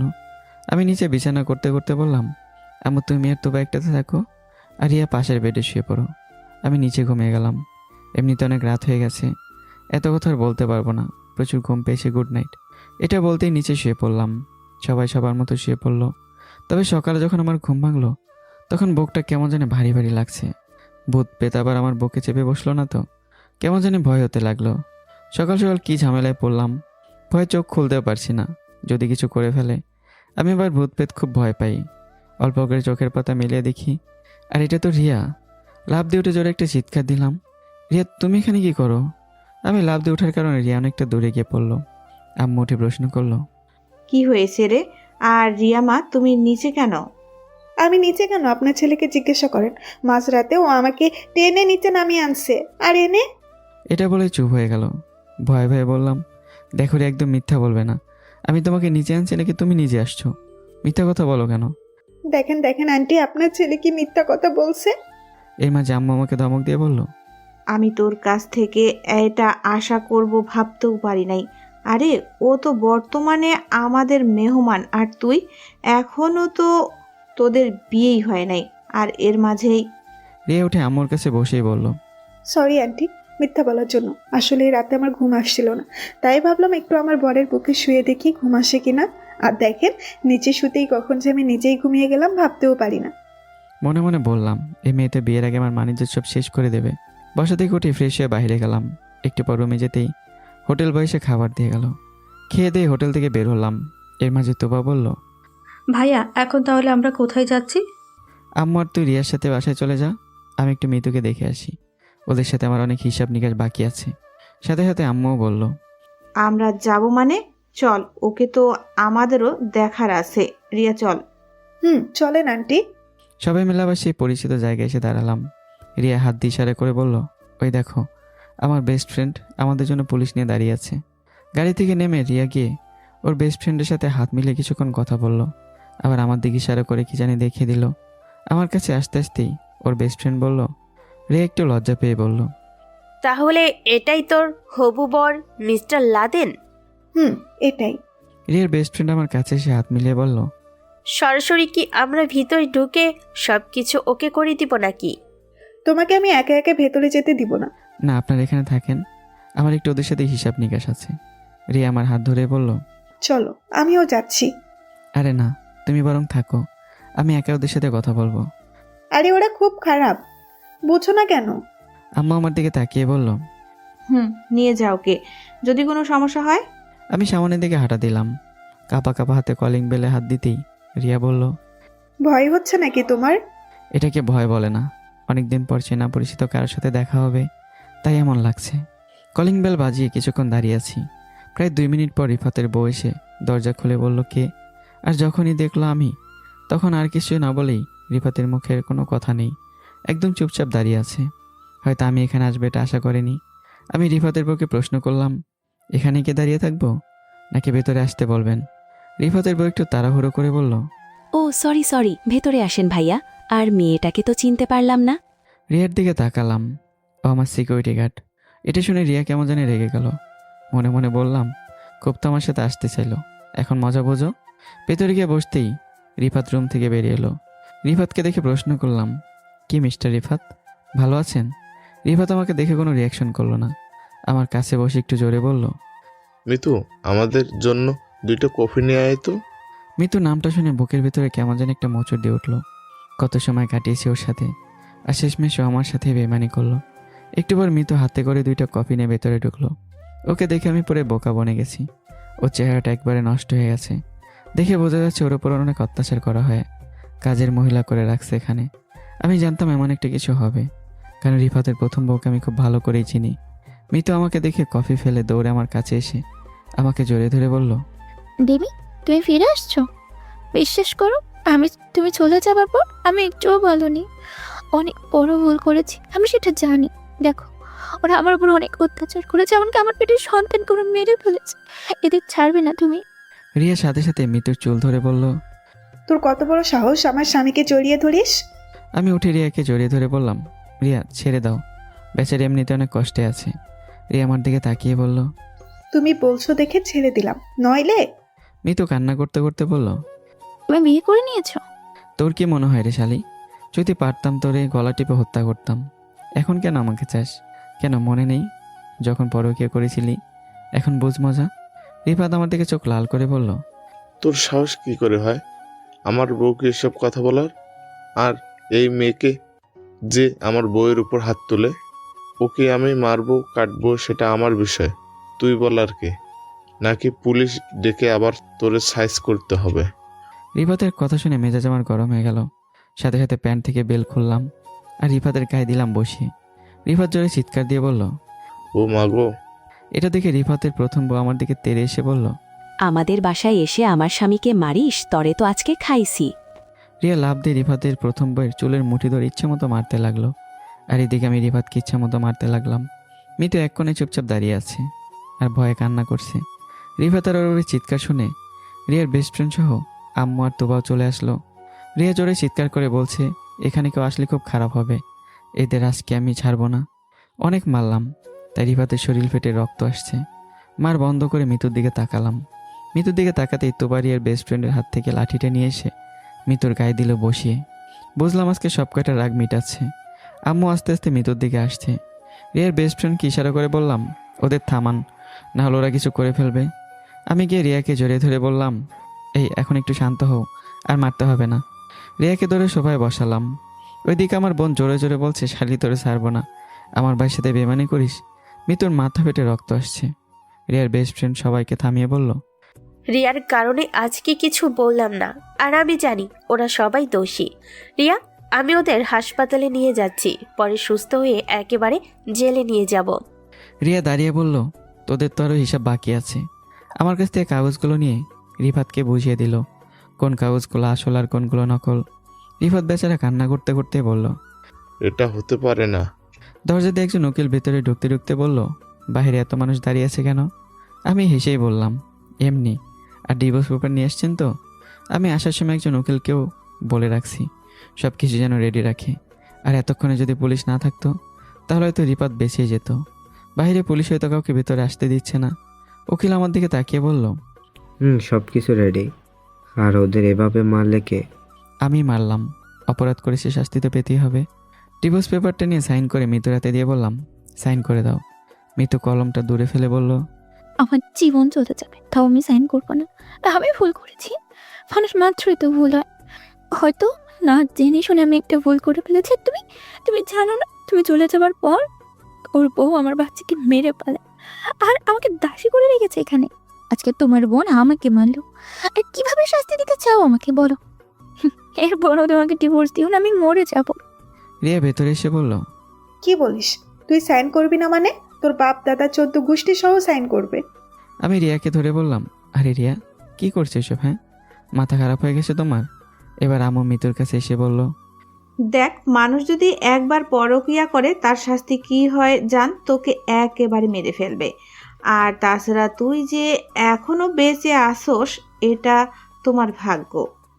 আমি তখন যদি থাকতাম না, আমার ছেলে কি করতো তার আগে আমি নিজেই তোকে মেরে ফেলতাম। ভালোভাবে বলছি, সাইন করে দাও। তোমার জন্য তো আর আমার ছেলের জীবন নষ্ট হতে পারে না। যদি এখানে সাইন না করো তোমার অবস্থা খুব খারাপ হয়ে যাবে। আর কিছু বলবো না। পুলিশ ম্যাম ওর কাছ থেকে সাইন নিয়ে সবাইকে এখান থেকে নিয়ে যান। রিয়ার বেস্ট ফ্রেন্ড মিঠুর হাতে কলম দিয়ে বলল, তোমার সাজা আমি কমানোর ব্যবস্থা করব। এখন তাড়াতাড়ি সাইন করে দাও। দেখো, এখানে সবাই তোমার উপর রেগে আছে। আমি আছি বলে বেঁচে গেলে, নইলে মেরে ফেলতো।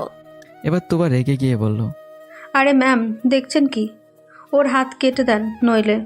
সবার কথা শুনে মিতু ভয় পেয়ে গেল। কলমটা আস্তে করে নিয়ে সাইন করে দিল। রিয়ার বেস্ট ফ্রেন্ডের অর্ডার পেয়ে পুলিশ এসে সবাইকে ধরে নিয়ে যেতে লাগলো।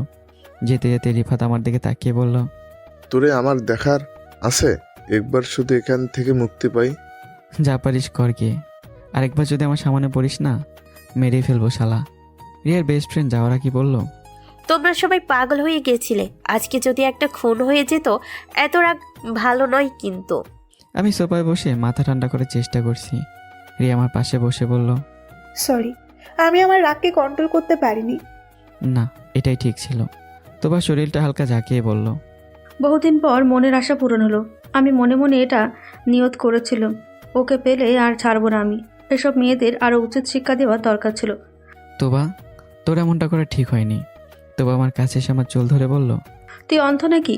দেশে কি আর কোনো মেয়ে ছিল না? তা কেমন আছো লাদেন? তাকে দিকে সেতুর বাবা ভেতরে ঢুকে কথাটা বলল। আর আঙ্কেলের পেছনে মাহি আর সেতু আসছে। আমি দাঁড়িয়ে সালাম দিয়ে বললাম, এই তো আঙ্কেল, ভালো আছি, আপনি? আর আমি কই ভালো আছি। তুমি যে এমন করবে আমাদের সাথে, এটা আমাদের ধারণার বাইরে ছিল। অনেক ভালো ভাবতাম তোমাকে। সরি আঙ্কেল, এছাড়া আমার অন্য কোনো উপায় ছিল না। পরিচয় করিয়ে দিই, ওই যে দাঁড়িয়ে আছে উনি হলেন আমার আম্মু। আর আমার পেছনে যে আছে ও আমার ছোট বোন। রিয়াকে দেখিয়ে বললাম, ও আমার ওয়াইফ। রিয়া আমার এই কথাটা শুনে একটু খুশি হলো, বুঝতে পারছি।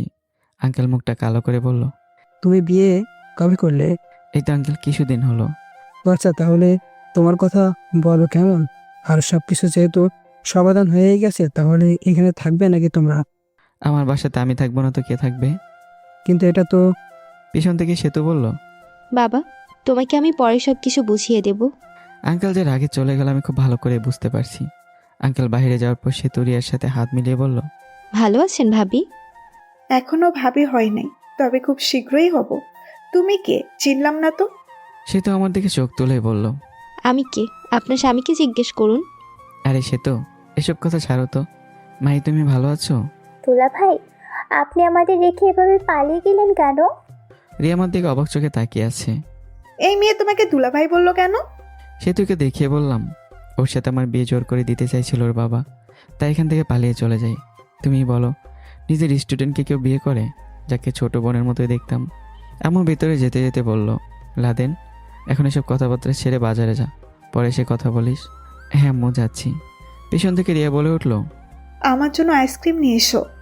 আচ্ছা দেখি নিয়ে আসবো। আমি বাজারের দিকে যাচ্ছিলাম, এমন সময় রিয়া পিছন থেকে এমন একটা কাজ করলো যা আমি ভাবতে পারিনি। তো বন্ধুরা বলেন তো এরপর কী হয়েছে? আর যদি জানতে চান এরপরের জন্য অপেক্ষা করতে হবে।